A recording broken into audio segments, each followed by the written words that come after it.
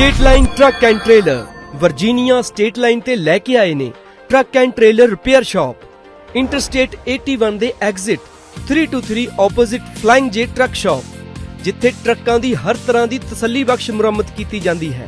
इस दे नाल ही पार्किंग ते ऑफिस स्पेस भी है उपलब्ध। पूरी रात हफ्तावार या महीनावार पार्किंग अते ट्रक रिपेयर लई जरूर आओ। वधेरे जानकारी लई संपर्क करो 6812600050। तो प्रोग्राम क्षमादान दे विच इस वक्त तुसीं साडे नाल radio Punjab today they Bathinda studio तो जुड़े हुए हो ते मेरे नाल सरदार बख्तौर सिंह ढिल्लों होरी इस वक्त ने। सो अज दा प्रोग्राम तुहाडे तक पहुँचाउण दे विच सुखविंदर सिंह संधू होरे न्यूयॉर्क दा विशेष योगदान है।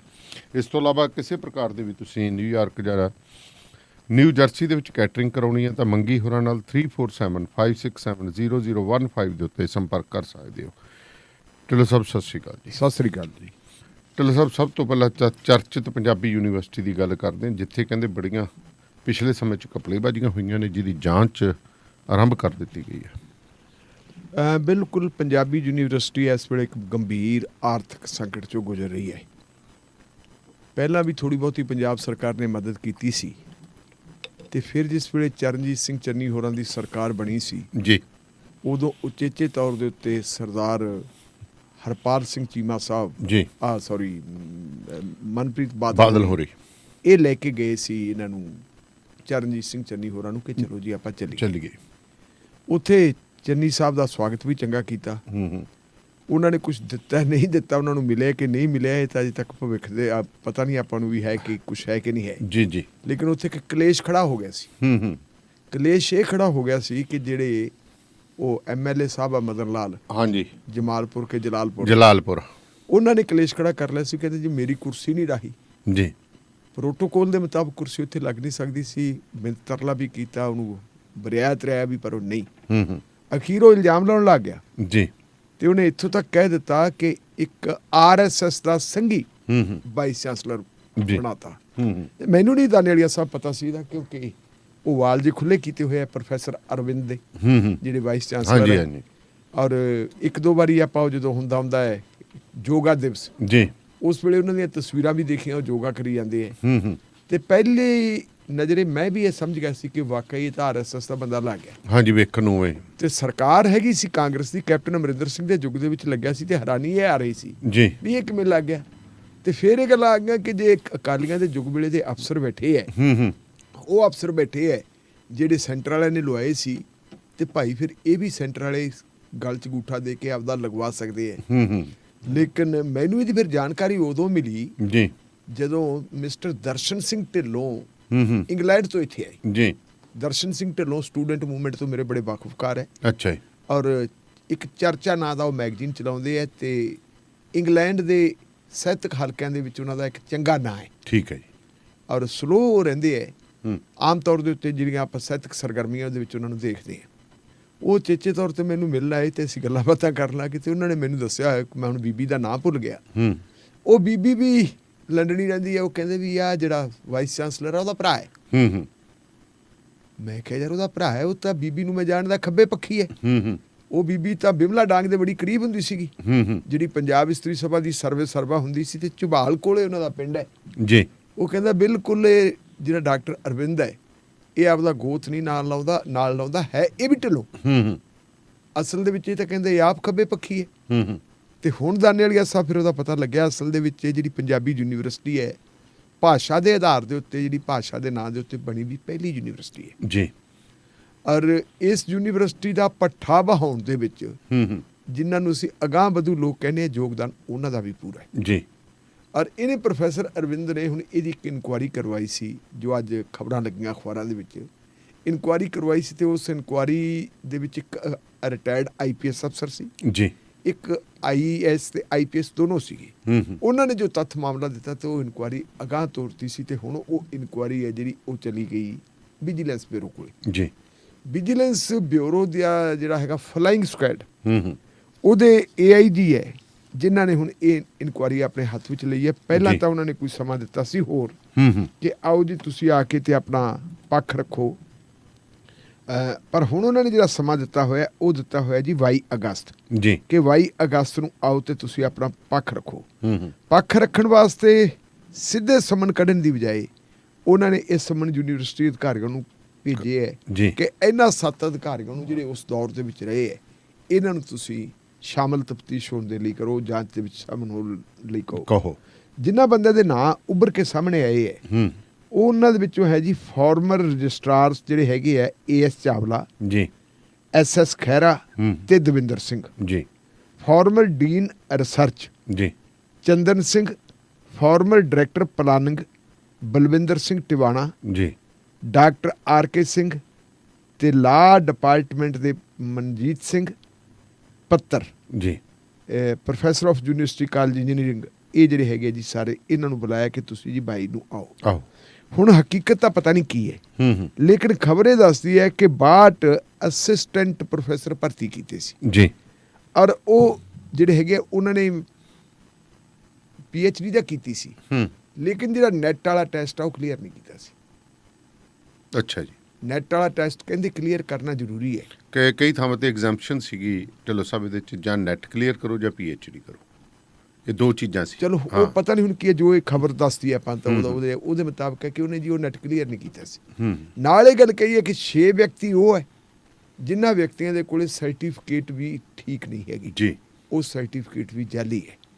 ਔਰ ਇਹ ਜੇ ਆਪਾਂ ਦੇਖੀਏ ਸਾਰਾ ਸਿਲਸਿਲਾ ਹੋਇਆ ਕਦੋਂ ਹੈ, ਕਿਉਂਕਿ ਗੜਬੜ ਇੱਕ ਦਿਨ 'ਚ ਨਹੀਂ ਹੁੰਦੀ, ਨਾ ਗੜਬੜ ਤਾਂ ਚੱਲਦੀ ਰਹਿੰਦੀ ਹੈ। ਇਹਦੀ ਕਹਿੰਦੇ ਸ਼ੁਰੂਆਤ 2007 ਤੋਂ ਲੈ ਕੇ 17 ਤੱਕ ਹੂੰ ਉਹ 10 ਸਾਲ ਦਾ ਜਿਹੜਾ ਅਕਾਲੀ ਦਲ ਦਾ ਰਾਜ ਭਾਗ ਸੀ ਉਸ ਜ਼ਮਾਨੇ 'ਚ ਹੋਈ ਹੈ। ਤੇ ਮੇਰੇ ਖਿਆਲ ਮੁਤਾਬਕ ਡਾਕਟਰ ਜਸਪਾਲ ਸਿੰਘ ਦਿੱਲੀ ਵਾਲੇ ਜਿਹੜੇ ਵਾਈਸ ਚਾਂਸਲਰ ਲਾਏ ਸੀ ਉਹ ਸ਼ਾਇਦ 2009 ਚ ਲਾਏ ਸੀ। ਹਾਂ ਇੱਥੇ ਕਿ ਇੱਥੇ ਜਿਹੜੇ ਆਏ ਸੀ ਉਸ ਦੌਰ ਦੇ ਵਿੱਚ ਇਹ ਸਾਰਾ ਕੁਝ ਹੋਇਆ ਹੈ ਕਹਿੰਦੀ ਜੀ ਉਹਦਾ ਮਾਮਲਾ ਹੈ। ਚਲੋ ਬਾਕੀ ਗੱਲਾਂ ਤਾਂ ਆਪਾਂ ਵੀ ਕੀਤਾ ਨਹੀਂ ਕੀਤਾ। ਇੱਕ ਕਹਿੰਦੇ 14 ਕਰੋੜ ਰੁਪਏ ਦੀ ਕੇਂਦਰੀ ਗ੍ਰਾਂਟ ਵੀ ਆਈ ਸੀ। ਅੱਛਾ ਉਸ ਗ੍ਰਾਂਟ ਦੇ ਵਿੱਚ ਵੀ ਕਾਲਾ ਮਾਲਾ ਕਾਫੀ ਹੋਇਆ ਹੈ। ਪਰ ਵੱਡੀ ਗੱਲ ਇਹ ਕਿ ਸਿਆਸਤਦਾਨ ਕੋਈ ਕਿਸੇ ਵੀ ਪੱਖ ਦਾ ਹੋਵੇ, ਹੂੰ ਚਾਹੇ ਸੱਜੇ ਪੱਖੀ ਹੋਵੇ ਚਾਹੇ ਖੱਬੇ ਪੱਖੀ ਹੋਵੇ, ਕੋਈ ਅਕਾਲੀ ਹੋਵੇ, BJP ਵਾਲਾ ਹੋਵੇ, ਕਾਂਗਰਸ ਵਾਲਾ ਹੋਵੇ, ਆਪ ਵਾਲਾ ਹੋਵੇ, ਜੀ ਇਹ ਗੱਲ ਤਾਂ ਆਪਾਂ ਨੂੰ ਮੰਨਣੀ ਪੈਣੀ ਹੈ ਕਿ ਸਭ ਤੋਂ ਵੱਡਾ ਜਿਹੜਾ ਹੈਗਾ ਮਾਨਸਿਕ ਜਿਹੜਾ ਮਨੁੱਖੀ ਵਿਕਾਸ ਦਾ ਜਿਹੜਾ ਸਭ ਤੋਂ ਵੱਡਾ ਸੋਮਾ ਹੈ ਹੂੰ ਉਹ ਕਾਲਜ ਤੇ ਯੂਨੀਵਰਸਿਟੀਆਂ ਨੂੰ ਜ਼ਿਆਦਾ ਮੰਨਿਆ ਜਾਂਦਾ। ਮਤਲਬ ਵੈਸੇ ਤਾਂ ਜੇ ਆਪਾਂ ਦੇਖੀਏ ਜਿਹੜੀ ਪ੍ਰਾਇਮਰੀ ਐਜੂਕੇਸ਼ਨ ਹੈ, ਰਿਸਰਚ ਹੀ ਯੂਨੀਵਰਸਿਟੀ ਹੁੰਦੀ ਹੈ ਜੀ। ਬੁਨਿਆਦ ਤਾਂ ਪ੍ਰਾਇਮਰੀ ਐਜੂਕੇਸ਼ਨ ਹੈ। ਹੂੰ ਪ੍ਰਾਇਮਰੀ ਐਜੂਕੇਸ਼ਨ ਦੇ ਵਿੱਚ ਫਿਰ ਆਪਾਂ ਮਿਡਲ ਚਾਹੁੰਦੇ ਆ, ਮਿਡਲ ਤੋਂ ਬਾਅਦ ਆਪਾਂ ਸੈਕੰਡਰੀ ਚਾਹੁੰਦੇ ਆ, ਉਸ ਤੋਂ ਬਾਅਦ ਆਪਾਂ ਕਾਲਜ ਚਾਹੁੰਦੇ ਆ, ਕਾਲਜ ਤੋਂ ਬਾਅਦ ਫਿਰ ਜਿਹੜੀ ਜਿਹਨੂੰ ਆਪਾਂ ਉੱਪਰਲੀ ਪੜ੍ਹਾਈ ਕਹਿ ਦਿੰਦੇ ਆ ਉਹ ਯੂਨੀਵਰਸਿਟੀਆਂ ਚਾਹੁੰਦੀ ਹੈ। ਔਰ ਯੂਨੀਵਰਸਿਟੀਆਂ ਦੇ ਵਿੱਚ ਤੁਸੀਂ ਜਿਵੇਂ ਕਿਹਾ ਰਿਸਰਚ ਦਾ ਮਾਮਲਾ ਉੱਥੇ ਤਾਂ ਇਹ ਨਹੀਂ ਦੇਖਿਆ ਜਾਂਦਾ ਕਿ ਪੈਸਾ ਕਿੰਨਾ ਖਰਚ ਹੋਣਾ ਉਹਦੇ ਤੇ ਤਾਂ ਇਹ ਕਿਉਂਕਿ ਉਹ ਜਿਹੜੀ ਉਹ ਰਿਸਰਚ ਹੋਣੀ ਹੈ ਅਸਲ ਦੇ ਵਿੱਚ ਉਸ ਰਿਸਰਚ ਨੇ ਅੱਗੇ ਬੁਨਿਆਦ ਬਣਨੀ ਹੈ, ਦੇਸ਼ ਦੀ ਬੁਨਿਆਦ ਬਣਨੀ ਹੈ, ਜਿਹਨੂੰ ਆਪਾਂ ਕਹਿੰਦੇ ਕੌਮ ਦੀ ਉਸਾਰੀ ਹੈ ਜਿਹੜੀ ਯੂਨੀਵਰਸਿਟੀਆਂ 'ਚ ਹੁੰਦੀ ਹੈ। ਜਦੋਂ ਕਿਸੇ ਤੁਸੀਂ ਦੇਸ਼ ਨੂੰ ਤਬਾਹ ਕਰਨਾ ਹੋਵੇ ਉਹਦਾ ਵਿਦਿਅਕ ਢਾਂਚਾ ਤਬਾਹ ਕਰ ਦਿਓ। ਹੁਣ ਵੀ ਆਪਾਂ ਦੇਖ ਰਹੇ ਹਾਂ ਕੱਲੀ ਇੱਥੇ ਦੀ ਗੱਲ ਨਹੀਂ, ਕੇਂਦਰ ਦੇ ਵਿੱਚੋਂ ਵੀ ਇਹੀ ਆ ਰਹੀ ਹੈ ਕਿ ਕੇਂਦਰ ਵਾਲੇ ਪਾਸਿਓਂ ਜਿਹੜਾ ਹੈਗਾ ਸਿਲੇਬਸ ਚੇਂਜ ਕੀਤਾ ਜਾ ਰਿਹਾ ਜੀ। ਉੱਥੇ ਸਿਲੇਬਸ ਚੇਂਜ ਕੀਤਾ ਜਾ ਰਿਹਾ ਸੀ ਤੇ ਇੱਥੇ ਘਪਲਿਆਂ ਨੇ ਖਾ ਲਿਆ। ਜਾਂ ਜੇ ਆਪਾਂ ਦੇਖ ਲਈਏ ਚੋਰ ਦਰਵਾਜ਼ਿਓਂ ਗਲਤ ਨਿਯੁਕਤੀਆਂ ਹੁੰਦੀਆਂ ਉਹ ਵੀ ਘਾਤਕੀ ਹੈ ਸੌਦਾ, ਕਿਉਂਕਿ ਐਲੀਜੀਬਲ ਬੰਦੇ ਜਿਹੜੇ ਹੈਗੇ ਜਿਹੜੇ ਮੈਰਿਟ ਤੇ ਆਉਣ ਵਾਲੇ ਬੰਦੇ ਆ ਜੇ ਉਹ ਰਹਿੰਦੇ ਆ ਤੇ ਉਹਦੀ ਜਗ੍ਹਾ ਦੇ ਉੱਤੇ ਸਿਫਾਰਸ਼ੀ ਬੰਦੇ ਅੱਗੇ ਆਉਂਦੇ ਫਿਰ ਬਹੁਤ ਮਾੜੀ ਗੱਲ ਹੈ। ਹੁਣ ਕਈ ਬੰਦੇ ਰਿਜ਼ਰਵੇਸ਼ਨ ਦੇ ਮਾਮਲੇ ਦੇ ਉੱਤੇ ਰੌਲਾ ਪਾ ਲੈਂਦੇ ਆ। ਬਿਲਕੁਲ ਰਿਜ਼ਰਵੇਸ਼ਨ ਅਸੀਂ ਕਹਿੰਦੇ ਵੀ ਜਿਹੜੇ ਬੰਦੇ ਵੰਚਿਤ ਹੈ, ਜਿਨ੍ਹਾਂ ਬੰਦਿਆਂ ਨੂੰ ਮੌਕਾ ਨਹੀਂ ਮਿਲਿਆ ਉਹਨਾਂ ਨੂੰ ਰਿਜ਼ਰਵੇਸ਼ਨ ਮਿਲਣੀ ਚਾਹੀਦੀ। ਲੇਕਿਨ ਕੁਝ ਅਦਾਰੇ ਉਹ ਹੈ ਜਿੱਥੇ ਰਿਜ਼ਰਵੇਸ਼ਨ ਭਾਵੇਂ ਤੁਸੀਂ ਦੇ ਦਿਓ ਥੱਲੜੇ ਪਾਸੇ, ਪਰ ਜਿਹੜੀ ਰਿਸਰਚ ਵਾਲੇ ਮਾਮਲੇ ਬਹੁਤ ਵੱਡੇ ਮਾਮਲੇ ਜਿਨ੍ਹਾਂ ਬੰਦਿਆਂ ਨੂੰ ਮੇਰੇ ਵਰਗੇ ਬੰਦਿਆਂ ਨੂੰ ਪੜ੍ਹਨ ਦਾ ਮੌਕਾ ਨਹੀਂ ਮਿਲਿਆ, 10 ਜਮਾਤਾਂ ਹੀ ਪੜ੍ਹੇ ਵੀ ਜੀ, ਉਹ ਬੰਦੇ ਜੇ ਮਤਲਬ ਹੈ ਵੀ ਦੇਸੀ ਸਕੂਲਾਂ 'ਚ ਪੜ੍ਹ ਕੇ ਉਹਨਾਂ ਨੂੰ ਆਪਾਂ ਕਹਿੰਦੇ ਕਿ ਇੰਜੀਨੀਅਰਿੰਗ ਵਗੈਰਾ ਵਾਲੇ ਪਾਸੇ ਲੈ ਕੇ ਜਾਓ, ਉਹ ਆ ਸਕਦੇ ਇੰਜੀਨੀਅਰਿੰਗ ਦੇ ਵਿੱਚ। ਲੇਕਿਨ ਜਿਹੜੀਆਂ ਨਿਯੁਕਤੀਆਂ ਹੋਣੀਆਂ ਕਿ ਜਿਹੜੇ ਨਾਜ਼ੁਕ ਥਾਵਾਂ ਦੇ ਉੱਤੇ ਨਿਯੁਕਤੀਆਂ ਕਰਨ ਵੇਲੇ ਦੇਖੋ ਕਿ ਬੰਦੇ ਦੇ ਵਿੱਚ ਕਾਬਲੀਅਤ ਹੈਗੀ ਕਿ ਨਹੀਂ। ਪਿਛਲੇ ਦਿਨਾਂ ਦੇ ਵਿੱਚ ਰਫੜ ਪੰਜਾਬ ਤੇ ਹਰਿਆਣਾ ਹਾਈ ਕੋਰਟ 'ਚ ਪਿਆ ਸੀ ਤੇ ਸ਼ਾਇਦ ਅਨਮੋਲ ਰਤਨ ਸਿੰਘ ਸਿੱਧੂ ਦਾ ਅਸਤੀਫਾ ਦੇਣ ਦਾ ਇੱਕ ਕਾਰਨ ਇਹ ਵੀ ਸੀ ਜੀ, ਕਿਉਂਕਿ ਉੱਥੇ ਲਾਅ ਅਫਸਰਾਂ ਦੀ ਭਰਤੀ ਦਾ ਰੌਲਾ ਪਿਆ ਸੀ। ਉਹ ਲਾਅ ਅਫਸਰ ਆਪਦੀ ਮਰਜ਼ੀ ਦੇ ਭਰਤੀ ਕਰਨਾ ਚਾਹੁੰਦੇ ਸੀ, ਲੇਕਿਨ RC ਜਿਹਦਾ ਨਾਮ ਬਦਲ ਗਿਆ ਹੁਣ ਅੱਜ ਕੱਲ੍ਹ ਰਾਘਵ ਚੱਡੇ ਦਾ ਨਾਂ ਛੋਟਾ ਕਰਤਾ ਆਰਸੀ। ਅੱਛਾ, ਆਰਸੀ ਕਰਤਾ। ਆਰਸੀ ਕਰਤਾ ਰਾਘਵ ਚੱਡਾ, ਕਹਿੰਦੇ ਵੀ ਜ਼ਿਆਦਾ ਬਦਨਾਮ ਜਾ ਹੋ ਗਿਆ। ਹੁਣ ਉਹਨਾਂ ਦੇ ਬੰਦੇ ਜਿਹੜੇ ਆਰਸੀ ਦੇ ਤੌਰ ਤੇ ਲੈਂਦੇ ਆਰਸੀ ਆਪਦੀ ਇੱਕ ਲੈ ਕੇ ਆਇਆ ਸੀ ਲਿਸਟ। ਮੈਂ ਰੈਵਨਿਊ ਕਮਿਸ਼ਨਰ ਸਮਝੀ ਜਾਂਦਾ। ਨਹੀਂ ਰੈਵਨਿਊ ਕਮਿਸ਼ਨਰ ਨਹੀਂ, ਆਰਸੀ ਹੋ ਗਿਆ ਨਾ ਰਾਘਵ ਚੱਡਾ ਜੀ। ਉਹ ਮੈਨੂੰ ਵੀ ਨਹੀਂ ਪਤਾ ਸੀ। ਕਈ ਵਾਰੀ ਸੈਰ ਸਪਾਟਾ ਕਰਦੇ ਹੁੰਦੇ ਉਹ ਆਪ ਵਾਲੇ ਬੰਦੇ ਮਿਲ ਜਾਂਦੇ, ਜਦੋਂ ਆਪਸ ਵਿੱਚ ਉਹ ਗੱਲਾਂ ਗੁੱਲਾਂ ਕਰਦੇ ਆ ਨਾ ਇੱਕ ਦੂਜੇ ਨਾਲ, ਉਹ ਆਰਸੀ ਕਰਦੇ ਆ। ਉਹ ਮੈਨੂੰ ਨਹੀਂ ਪਤਾ ਸੀ। ਮੈਂ ਕਿਸੇ ਤੀਜੇ ਬੰਦੇ ਨੂੰ, ਤੁਹਾਡੇ ਵਰਗੇ ਨੂੰ, ਉਹਨਾਂ ਦੇ ਵਿੱਚ ਜਿਹੜਾ ਸੀ ਉਹਨੂੰ ਮੈਂ ਪੁੱਛ ਲਿਆ, ਮੈਂ ਕਿਹਾ ਯਾਰ ਇਹ ਆਰਸੀ ਕੀ ਹੁੰਦਾ ਜੀ? ਉਹ ਆਦਾ ਆਰਸੀ ਨਹੀਂ, ਇਹ ਰਾਘਵ ਚੱਡਾ ਹੈ। ਮੈਂ ਕਿਹਾ ਯਾਰ ਇਹ ਫਿਰ ਐਂ ਕਿਉਂ ਕਰਦੇ ਹੋ? ਕਹਿੰਦੇ ਵੀ ਨਾਮ ਥੋੜਾ ਜਿਹਾ ਚਰਚਾ ਚ ਵਾਵਾ ਆ ਗਿਆ ਨਾ, ਇਸ ਕਰਕੇ ਰਾਘਵ ਚੱਡੇ ਦੀ ਬਜਾਏ ਹੋ ਗਏ। ਹੁਣ ਉਹਨੇ ਆਪਦੇ ਬੰਦੇ ਲਿਆਂਦੇ ਸੀ ਉੱਥੇ, ਅੱਗੇ ਵੀ ਉਹਨੇ ਇਹੀ ਗੱਲ ਕਹੀ ਸੀਗੀ ਕਿ ਜਿਹੜੀ ਲਾਅ ਦਾ ਮਾਮਲਾ ਹੈ, ਜਿੱਥੇ ਕਾਨੂੰਨ ਦੀ ਜਾਣਕਾਰੀ ਚਾਹੀਦੀ ਹੈ, ਕਾਨੂੰਨ ਦੀ ਜਾਣਕਾਰੀ ਦੇ ਵਿੱਚ ਤੁਸੀਂ ਰਿਜ਼ਰਵੇਸ਼ਨ ਵਾਲੀ ਗੱਲ ਨਹੀਂ ਲੈ ਕੇ ਆ ਸਕਦੇ। ਇੱਥੇ ਠੀਕ ਹੈ, ਤੇ ਉੱਥੇ ਫਿਰ ਬੜਾ ਰੌਲਾ ਪੈ ਗਿਆ ਸੀ। ਰੌਲਾ ਪੈਣ ਕਰਕੇ ਚਲੋ ਬੰਦਾ ਛੱਡ ਕੇ ਪਾਸੇ ਚਲਾ ਗਿਆ। ਸੋ ਵਿੱਦਿਆ ਦੇ ਮਾਮਲੇ ਦੇ ਵਿੱਚ ਆਪਾਂ ਕਹਾਂਗੇ ਜੇ ਇੱਥੇ ਸਾਡੇ ਕੋਲ ਸਟੱਫ ਮਾੜਾ ਆ ਗਿਆ, ਸਾਡੇ ਕੋਲ ਫੈਕਲਟੀ ਮਾੜੀ ਆ ਗਈ, ਫਿਰ ਉਹ ਫੈਕਲਟੀ ਫਿਰ ਕਰੂਗੀ ਕੀ? ਔਰ ਮਾਫ ਕਰਨਾ ਮੈਨੂੰ, ਹੁਣ ਇਹ ਜਿਹੜਾ ਟਾਈਮ ਹੈ 7 ਤੋਂ ਲੈ ਕੇ 17 ਤੱਕ ਦਾ, ਸਾਡੇ ਸਰੋਤੇ ਕਈ ਵਾਰੀ ਕਹਿਣਗੇ ਵੀ ਤੁਸੀਂ ਅਲੀ ਕਰਕੇ ਉਹਨੂੰ ਬਾਦਲ ਕੇ ਤਾਂ ਲੈ ਵੀ ਗਏ, ਤੁਸੀਂ ਉਹਨਾਂ ਦਾ ਖਹਿੜਾ ਨਹੀਂ ਛੱਡਦੇ। ਪਰ ਉਹਨੂੰ ਖਹਿੜਾ ਛੱਡੀਏ ਕਿਵੇਂ? ਗੱਲ ਇਹ ਕਿ ਜੇ ਵਿਦਿਅਕ ਅਦਾਰਿਆਂ ਦਾ ਪੱਠਾ ਬਹਾਉਣ ਦੇ ਵਿੱਚ ਅਸੀਂ ਆਪਦਾ ਆਪ ਹੀ ਯੋਗਦਾਨ ਪਾਵਾਂਗੇ ਜੀ, ਤੇ ਫਿਰ ਹੋਊਗਾ ਕੀ? ਸੋ ਕੁੱਲ ਮਿਲਾ ਕੇ ਇਹ ਤਾਂ ਆਪਾਂ ਦੇਖਦੇ ਵੀ ਇਨਕੁਆਇਰੀ ਦੇ ਵਿੱਚ ਨਿਕਲਦਾ ਕੀ ਹੈ। ਪਰ ਇਸ ਗੱਲ ਤੋਂ ਵੀ ਆਪਾਂ ਇਨਕਾਰ ਨਹੀਂ ਕਰ ਸਕਦੇ ਕਿ ਕਈ ਵਾਰੀ ਜਿਹੜੀਆਂ ਚੂਦਰਾਂ ਦੂਜੀਆਂ ਵੀ ਚੱਲਣੀਆਂ ਸ਼ੁਰੂ ਹੋ ਜਾਂਦੀਆਂ, ਇੱਕ ਦੂਜੇ ਦੇ ਨਾਲ ਲਾਗਤਬਾਜ਼ੀ ਹੁੰਦੀ ਹੈ, ਉਹਦੀਆਂ ਜਿਹੜੀਆਂ ਹੈਗੀਆਂ ਤੁਹਾਡੀਆਂ ਨਜਾਇਜ਼ ਦੂਸ਼ਣਬਾਜ਼ੀ ਹੋ ਜਾਂਦੀ ਹੈ ਜੀ। ਇਹਦੇ ਵਿੱਚ ਹੁਣ ਇੱਕ ਕੋਈ ਮਿਸਟਰ ਸੰਧੂ ਹੈ, ਉਹਨਾਂ ਦਾ ਨਾਮ ਹੈਗਾ ਜੀ, ਜਿਹਦਾ ਨਾਮ ਉੱਭਰ ਕੇ ਸਾਹਮਣੇ ਆਇਆ ਹਰਵਿੰਦਰ ਸਿੰਘ ਸੰਧੂ ਜੀ। ਹਰਵਿੰਦਰ ਸਿੰਘ ਸੰਧੂ ਇਹਦੇ ਵਿੱਚ ਕੰਪਲੇਨੈਂਟ ਹੈ। ਉਹਨਾਂ ਨੇ ਕਿਹਾ ਕਿ ਮੈਂ ਆਪਣੇ ਐਫੀਡੇਵਿਟ ਦੇ ਨਾਲ ਜੀ ਸਾਰੇ ਦੇ ਸਾਰੇ ਸਬੂਤ ਲਾਏ ਹੋਏ, ਤੇ ਉਹ ਕਹਿੰਦਾ ਮੈਂ ਤਾਂ ਸਾਬਤ ਕਰ ਦੂੰਗਾ ਇਹ। ਹੁਣ ਇਹ ਅਗਾਂਹ ਦੇਖਣਾ ਕਿ ਵਿਜੀਲੈਂਸ ਵਾਲੇ ਇਹਦੇ ਤੇ ਕਿੰਨੀ ਅੱਗੇ ਚੱਲਦੇ ਹੈ। ਵੈਸੇ ਵੀ ਆਪਣੇ ਧਿਆਨ ਦੇ ਵਿੱਚ ਆਇਆ, ਪਹਿਲਾਂ ਵਿਜੀਲੈਂਸ ਕੋਲ ਬਹੁਤ ਕੁਝ ਪਿਆ। ਉਹ ਜਿਹੜਾ 1000 ਕਰੋੜ ਰੁਪਏ ਦਾ ਘਪਲਾ ਸੀ, ਇਰੀਗੇਸ਼ਨ ਵਾਲਾ ਘਪਲਾ, ਉਹਦੇ ਵਿੱਚ ਪ੍ਰੋਸੀਕਿਊਸ਼ਨ ਦੀ ਅਜੇ ਤੱਕ ਪਰਮਿਸ਼ਨ ਨਹੀਂ ਮਿਲੀ। ਸਰਕਾਰ ਵੱਲੋਂ ਜਿਹੜੀ ਸੈਂਕਸ਼ਨ ਮਿਲੀ ਨਹੀਂ ਮਿਲੀ ਅਜੇ ਤੱਕ ਵੀ। ਹੁਣ ਵੀ ਉਹ ਰੌਲਾ ਪਈ ਜਾਂਦਾ। ਤੇ ਗੱਲ ਤਾਂ ਹੁਣ ਥੋੜੀ ਜਿਹੀ ਗਾਂਹ ਵੀ ਟੱਪ ਗਈ। ਤੁਹਾਡੇ ਧਿਆਨ ਚ ਹੋਣਾ ਵੀ ਆਪਣੇ ਜਿਹੜੇ ਚੀਫ ਸੈਕਟਰੀ ਸਾਹਿਬ ਹੈ ਵਿਜੀਲੈਂਸ ਦੇ ਇੰਚਾਰਜ ਤਾਂ ਉਹ ਹੈ ਵੀ ਕੇ ਜੰਜੂਆ ਸਾਹਿਬ ਵੀ ਹੈ ਕਿ ਚੀਫ ਸੈਕਟਰੀ ਉਹਦੇ ਕੋਲ ਹੁੰਦਾ, ਇੰਚਾਰਜ ਜੋ ਹੁੰਦਾ। ਉਹ ਆਪ ਵੀ ਉਸੇ ਚੱਕਰ 'ਚ ਫਸੇ ਹੋਏ ਨਹੀਂ, ਉਹ ਫਸੇ ਨਹੀਂ ਜੀ, ਨਿਕਲ ਗਏ ਉਸ ਚੱਕਰ 'ਚੋਂ। ਅੱਛਾ ਜੀ। ਉਹ ਇੱਕ ਬੜੀ ਅਜੀਬ ਗੱਲ ਹੋ ਗਈ। ਉਹਨਾਂ ਦੇ ਖਿਲਾਫ ਜਿਸ ਬੰਦੇ ਨੇ ਪਟੀਸ਼ਨ ਦਾਇਰ ਕੀਤੀ ਸੀ, ਤੁਲਸੀ ਮਿਸ਼ਰਾ ਨੇ ਜੀ, ਤੁਲਸੀ ਰਾਮ ਮਿਸ਼ਰਾ ਸੀ ਜਿਹਨੇ ਪਟੀਸ਼ਨ ਫਾਈਲ ਕੀਤੀ ਸੀ ਕਿ ਜੀ ਮੈਂ ਮੈਥੋਂ 2 ਲੱਖ ਰੁਪਏ ਲਏ ਹੈ ਤੇ ਇਹਨਾਂ ਦਾ ਚਲਾਨ ਨਹੀਂ ਹੋਇਆ, ਇਹਨਾਂ ਦੀ ਜਿਹੜੀ ਪ੍ਰੋਸੀਕਿਊਸ਼ਨ ਸੈਂਕਸ਼ਨ ਨਹੀਂ ਮਿਲੀ, ਤੇ ਇਹਨਾਂ ਨੂੰ ਤੁਸੀਂ ਚੀਫ ਸੈਕਟਰੀ ਗਲਤ ਬਣਾਇਆ। ਉਹ ਕੇਸ ਕੱਲ ਲੱਗਿਆ ਹੋਇਆ ਸੀ। ਕੱਲ ਜਿਹੜੇ ਹੈਗੇ ਆ ਪੂਰੀ ਤਰ੍ਹਾਂ ਤਿਆਰ ਹੋ ਕੇ ਗਏ ਜੀ ਵਕੀਲ ਸਾਹਿਬਾਨ, ਉਹਦਾ ਆਪਦਾ ਵਕੀਲ ਵੀ, ਪਰ ਉਹਨੇ ਆਪਦੇ ਵਕੀਲ ਨੂੰ ਕਹਿੰਦਾ ਜੀ ਮੈਂ ਤਾਂ ਕੇਸ ਵਾਪਸ ਲੈ ਰਿਹਾ। ਅੱਛਾ, ਕਹਿਤਾ ਹਾਂਜੀ। ਉਹ ਕਹਿੰਦਾ ਵੀ ਫਿਰ ਤੂੰ ਆਪੇ ਹੀ ਲੈ ਲੈ ਭਾਈ, ਮੈਂ ਵਕੀਲ ਮੁੜਿਆ। ਉਹਨੇ ਫਿਰ ਆਪਣੇ ਆਪ ਆਪਦਾ ਕੇਸ ਵਾਪਸ ਲਿਆ ਵੀ ਆ ਲਓ ਜੀ ਮੈਂ ਆਪਣਾ ਕੇਸ ਵਾਪਸ ਲੈਣਾ, ਤੇ ਉਹ ਡਿਸਪੋਜ਼ ਆਫ ਕਰਤੀ ਐਪਲੀਕੇਸ਼ਨ। ਅੱਛਾ ਜੀ। ਕੇਸ ਹੀ ਵਾਪਸ ਹੋ ਗਿਆ ਜਦੋਂ ਆਪਣੇ ਲੈ ਲਿਆ ਉਹਨਾਂ ਨੇ ਤੁਲਸੀ ਰਾਮ ਨੇ। ਤੇ ਜੰਜੂਆ ਸਾਹਿਬ ਨੂੰ ਤਾਂ ਹੁਣ ਦਾ ਕੋਈ ਖਤਰਾ ਹੈ ਨਹੀਂ, ਫਿਲਹਾਲ ਖਤਰਾ ਟਲ ਗਿਆ। ਵੈਸੇ ਕੋਈ ਤੁਹਾਡੇ ਵਰਗਾ ਹੋਰ ਵੀ ਕਰ ਸਕਦਾ। ਨਾਲ ਦੂਜੇ ਪਾਸੇ ਇੱਕ ਜੰਜੂਆ ਸਾਹਿਬ ਨੇ ਪਟੀਸ਼ਨ ਦਾਇਰ ਕੀਤੀ ਸੀ ਉਹਦੇ ਖਿਲਾਫ। ਉਸ ਪਟੀਸ਼ਨ ਦੇ ਰਾਹੀਂ ਜੰਜੂਆ ਸਾਹਿਬ ਨੇ ਮਾਨਹਾਨੀ ਦਾ ਕੇਸ ਪਾਇਆ ਹੋਇਆ ਸੀ ਜੀ, ਉਹਨਾਂ ਨੇ ਵੀ ਵਾਪਸ ਲੈ ਲਈ। ਅੱਛਾ, ਦੋਨਾਂ ਨੇ ਲੈਣ ਦੇਣ ਹੋ ਗਿਆ। ਹਾਂ, ਅਗਲੀ ਗੱਲ ਮੈਂ ਤੁਹਾਨੂੰ ਬੜੀ ਇੰਟਰਸਟਿੰਗ ਦੱਸਦਾ। ਅਗਲੇ ਦਿਨਾਂ 'ਚ ਬਦਲੀਆਂ ਹੋਣ ਵਾਲੀਆਂ ਜੀ ਪੁਲਿਸ ਵਾਲਿਆਂ ਦੀਆਂ। ਅੱਛਾ ਜੀ। ਜ਼ਿਆਦਾ ਨਹੀਂ ਤਾਂ ਕੋਈ 2-3 ਬਦਲੀਆਂ ਹੋਣਗੀਆਂ, ਤੇ ਇੱਕ ਅੱਜ ਆਪਾਂ ਨਾਮ ਅਗਰੋਂ ਦੱਸ ਦਿਆਂਗੇ। ਅਗਲੇ ਦਿਨਾਂ ਦੇ ਵਿੱਚ ਇੱਕ ਅਫਸਰ ਕਿਸੇ ਜ਼ਿਲ੍ਹੇ ਦਾ SSP ਲੱਗਣ ਵਾਲਾ ਹੈ ਜੀ। ਉਹ ਕਿਸੇ ਜ਼ਮਾਨੇ ਦੇ ਵਿੱਚ ਹੁੰਦਾ ਸੀ ਵਿਜੀਲੈਂਸ ਬਿਊਰੋ 'ਚ। ਅੱਛਾ ਜੀ। ਤੇ ਉਹਦੀ ਤੁਲਸੀ ਰਾਮ ਨਾਲ ਚੰਗੀ ਬਣਦੀ ਹੈ ਮਿਸ਼ਰਾ ਸਾਹਿਬ ਨਾਲ। ਅੱਛਾ ਜੀ। ਕਹਿੰਦੇ ਫਿਰ ਉਹਨੇ ਬਹੁਤ ਵੱਡਾ ਯੋਗਦਾਨ ਪਾਇਆ। ਅੱਛਾ ਜੀ। ਕਿ ਇਹਨਾਂ ਦੀ ਜੀ ਆਪਸ ਵਿੱਚ ਨੇੜਤਾ ਕਰਵਾ ਦਈਏ ਵੀ ਮੈਂ ਤਾਂ ਹੁਣ ਲੱਗੇ ਹੀ ਨਹੀਂ ਕਿਤੇ ਮੈਨੂੰ SSP ਲਵਾਓ। ਉਹ SSP ਲਵਾਉਣ ਵਾਸਤੇ ਮਤਲਬ ਲੱਗਣ ਵਾਸਤੇ ਉਹਨੇ ਮਿਹਨਤ ਕਾਫੀ ਕੀਤੀ ਹੋਣੀ ਹੈ ਬੰਦੇ ਨੇ, ਜਿਹਨੇ ਚੀਫ ਸੈਕਟਰੀ ਦੀ ਕੁਰਸੀ ਬਚਾਈ ਤੇ ਸਾਰਾ ਕੁਝ ਕੀਤਾ ਕਰਾਇਆ। ਸੋ ਇਹ ਹੁਣ ਜੇ ਇਹੋ ਜਿਹੇ ਬੰਦੇ ਜਿਹੜੇ ਵਿਜੀਲੈਂਸ ਦੇ ਇੰਚਾਰਜ, ਉਹ ਪਤਾ ਨਹੀਂ ਕਈ ਵਾਰੀ ਮੈਨੇਜ ਵੀ ਹੋ ਜਾਂਦਾ। ਮੈਨੇਜ ਹੁੰਦਾ ਜੀ, ਵਿਜੀਲੈਂਸ ਵੀ ਪੁਲਿਸ ਹੀ ਹੈ। ਪੁਲਿਸ ਹੀ ਹਾਂਜੀ ਹੈ ਵੀ, ਤਾਂ ਤੁਸੀਂ ਸਿਆਣੋ ਕਿਹਦੇ ਥੱਲੇ ਹੈ? CM ਦੇ ਥੱਲੇ, ਗ੍ਰਹਿ ਮੰਤਰਾਲੇ ਦੇ ਥੱਲੇ, ਬਿਊਰੋਕ੍ਰੈਟਿਕ ਲੈਵਲ ਤੇ ਦੇਖੀਦਾ ਚੀਫ ਸੈਕਟਰੀ ਦੇ ਥੱਲੇ। ਐਵੇਂ ਕਰੀ ਜਾਈਏ। ਹਾਂਜੀ ਬਿਲਕੁਲ। ਸੋ 24 ਕੈਰਟ ਸੋਨੇ ਦੇ ਗਹਿਣੇ ਖਰੀਦਣੇ ਆ ਤਾਂ ਵਾਸ਼ਿੰਗਟਨ ਸਟੇਟ ਦੇ ਵਿੱਚ AC ਜੁਐਲਰਸ ਦਾ ਨਾਂ ਕਦੇ ਨਾ ਭੁੱਲਣਾ। ਇੱਥੋਂ ਤੁਸੀਂ ਕੁੰਦਨ ਦੇ ਗਹਿਣੇ ਜਾਂ ਫਿਰ ਟਿੱਕਾ ਹਾਰ, ਰਾਣੀ ਹਾਰ, ਕੜੇ, ਟਾਪਸ, ਚੂੜੀਆਂ, ਜੋ ਕੁਛ ਵੀ ਬਣਾਉਣਾ ਤੁਸੀਂ ਲੈ ਸਕਦੇ ਹੋ। ਬੜੇ ਇਮਾਨਦਾਰੀ ਦੇ ਨਾਲ ਇਹ ਤੁਹਾਡਾ ਗਹਿਣਾ ਜਿਹੜਾ ਬਣਾ ਕੇ ਦਿੰਦੇ ਨੇ। 25416 104 ਐਵੀਨਿਊ ਕੈਂਟ ਦੇ ਵਿੱਚ AC ਜੁਐਲਰਸ। 8568038877 ਤੇ ਕਾਲ ਕਰ ਸਕਦੇ ਹੋ। ਇਹ ਦੁਬਈ ਤੋਂ ਪਿਓਰ ਗਹਿਣਾ ਜਿਹੜੇ ਨੇ, ਪਿਓਰ ਸੋਨਾ ਜਿਹੜਾ ਇੰਪੋਰਟ ਕਰਦੇ ਨੇ। Malwa truck line and trailer repair, ਇੱਥੇ ਤੁਸੀਂ 3 axle truck alignment, oil change, diff cleaning, ਕਿਸੇ ਤਰ੍ਹਾਂ ਦਾ ਵੀ ਤੁਹਾਡਾ ਰੀਫਰ ਹੈ ਉਸ ਦੀ ਗੈਸ ਰੀਫਿਲ ਕਰਾ ਸਕਦੇ ਹੋ ਜਾਂ ਰਿਪੇਅਰ ਕਰਵਾ ਸਕਦੇ ਹੋ। 10224 ਰੈਜ਼ੀਡੈਂਸੀ ਰੋਡ ਮਨਾਸਸ, ਹਾਈਵੇ 66 ਐਗਜ਼ਿਟ 43 ਤੇ। ਫੋਨ ਨੰਬਰ ਹੈ ਜੀ 8043728800 ਤੇ ਤੁਸੀਂ ਕਾਲ ਕਰਕੇ ਇਹਨਾਂ ਨਾਲ ਸੰਪਰਕ ਕਰ ਸਕਦੇ ਹੋ। ਤੇ ਹੁਣ ਅਗਲੀ ਖਬਰ ਦੀ ਚਰਚਾ ਕਰਦੇ। ਢਿੱਲੋਂ ਸਾਹਿਬ, ਇੱਕ ਵੀਡੀਓ ਵਾਇਰਲ ਹੋ ਰਹੀ ਸੀ ਬਜ਼ੁਰਗ ਦੀ, ਦਰਬਾਰ ਸਾਹਿਬ ਕੰਪਲੈਕਸ ਦੇ ਵਿੱਚ ਬੜੀ ਉਹਦੀ ਧੂ ਘੜੀਸ ਕੀਤੀ। ਕੀ ਮਾਮਲਾ ਨਿਕਲਿਆ, ਕੀ ਹੈ ਉਹਦਾ ਸਾਰਾ ਅੱਗੇ ਅਪਡੇਟ? ਦੇਖੋ ਦਾਨੇਵਾਲੀਆ ਸਾਹਿਬ, ਕੱਲ 2 ਘਟਨਾਵਾਂ ਵਾਪਰੀਆਂ, ਦੋਵੇਂ ਹੀ ਸਿੱਖ ਧਰਮ ਨਾਲ ਸੰਬੰਧਿਤ ਹੈ ਤੇ ਦੋਨਾਂ ਘਟਨਾਵਾਂ ਨੂੰ ਹੀ ਅਸੀਂ ਸ਼ਰਮਨਾਕ ਕਹਾਂਗੇ ਜੀ। ਇੱਕ ਤਾਂ ਵੀਡੀਓ ਇਹ ਬਜ਼ੁਰਗਾਂ ਦੀ ਹੋਗੀ, ਬਜ਼ੁਰਗਾਂ ਦੀ ਉਮਰ ਦੱਸਦੀ ਹੈ ਵੀ ਕਾਫੀ ਵੱਡੀ ਹੈ। ਅੱਛਾ ਜੀ। ਔਰ ਉਹ ਰੋਜ਼ ਸਵੇਰੇ ਸੇਵਾ ਕਰਨ ਦੇ ਲਈ ਦਰਬਾਰ ਸਾਹਿਬ ਕੰਪਲੈਕਸ ਦੇ ਵਿੱਚ ਆਉਂਦੇ। ਅੱਛਾ ਜੀ। ਔਰ ਸਭ ਤੋਂ ਵੱਡੀ ਸੇਵਾ ਜਿਹੜੀ ਹੋਈ ਹੈ ਅਰਲੀ ਇਨ ਦੀ ਮਾਰਨਿੰਗ, ਜਦੋਂ ਸਫਾਈ ਵੀ ਕਰਦੇ ਆ, ਆਪਣੀ ਪ੍ਰਕਰਮਾਂ ਨੂੰ ਧੋਂਦੇ ਆ ਬਾਲਟੀਆਂ ਦੇ ਨਾਲ। ਆਪਾਂ ਦੇਖਿਆ ਕਈ ਵਾਰੀ, ਤੁਸੀਂ ਤਾਂ ਹੁਣ ਤਾਜ਼ਾ ਜਾ ਕੇ ਆਏ ਅਰਲੀ ਇਨ ਦੀ ਮਾਰਨਿੰਗ। ਔਰ ਉਹਦੇ ਨਾਲ ਇੱਕ ਜਦੋਂ ਮਹਾਰਾਜ ਦੀ ਸਵਾਰੀ ਆਉਂਦੀ ਹੈ, ਮਹਾਰਾਜ ਦੀ ਸਵਾਰੀ ਨੂੰ ਹਰ ਇੱਕ ਬੰਦੇ ਦੀ ਇਹ ਇੱਛਾ ਹੁੰਦੀ ਹੈ ਮੈਂ ਜ਼ਰੂਰ ਹੱਥ ਲਾਵਾਂ। ਉਹ ਬਜ਼ੁਰਗ ਉਸ ਤਾਕ ਦੇ ਵਿੱਚ ਬੈਠੇ ਸੀ, ਉਹਨਾਂ ਨੂੰ ਮੌਕਾ ਨਾ ਮਿਲਿਆ। ਤੇ ਮੌਕਾ ਕਿਉਂ ਨਹੀਂ ਮਿਲਿਆ? ਕਿਉਂਕਿ 2 ਸੇਵਾਦਾਰ ਜਿਹੜੇ ਹੈ ਜੀ, ਜਿਹੜੇ ਸ਼੍ਰੋਮਣੀ ਗੁਰਦੁਆਰਾ ਪ੍ਰਬੰਧਕ ਕਮੇਟੀ ਦੇ ਮੁਲਾਜ਼ਮ ਹੈ, ਉਹਨਾਂ ਨੇ ਉਹਦੇ ਨਾਲ ਕਾਫੀ ਬਦਤਮੀਜ਼ੀ ਕੀਤੀ। ਅੱਛਾ ਜੀ। ਈਵਨ ਇੱਥੋਂ ਤੱਕ ਕਿ ਉਹਦੇ ਨਾਲ ਹੱਥੋਂ ਪਾਈ ਵੀ ਕੀਤੀ।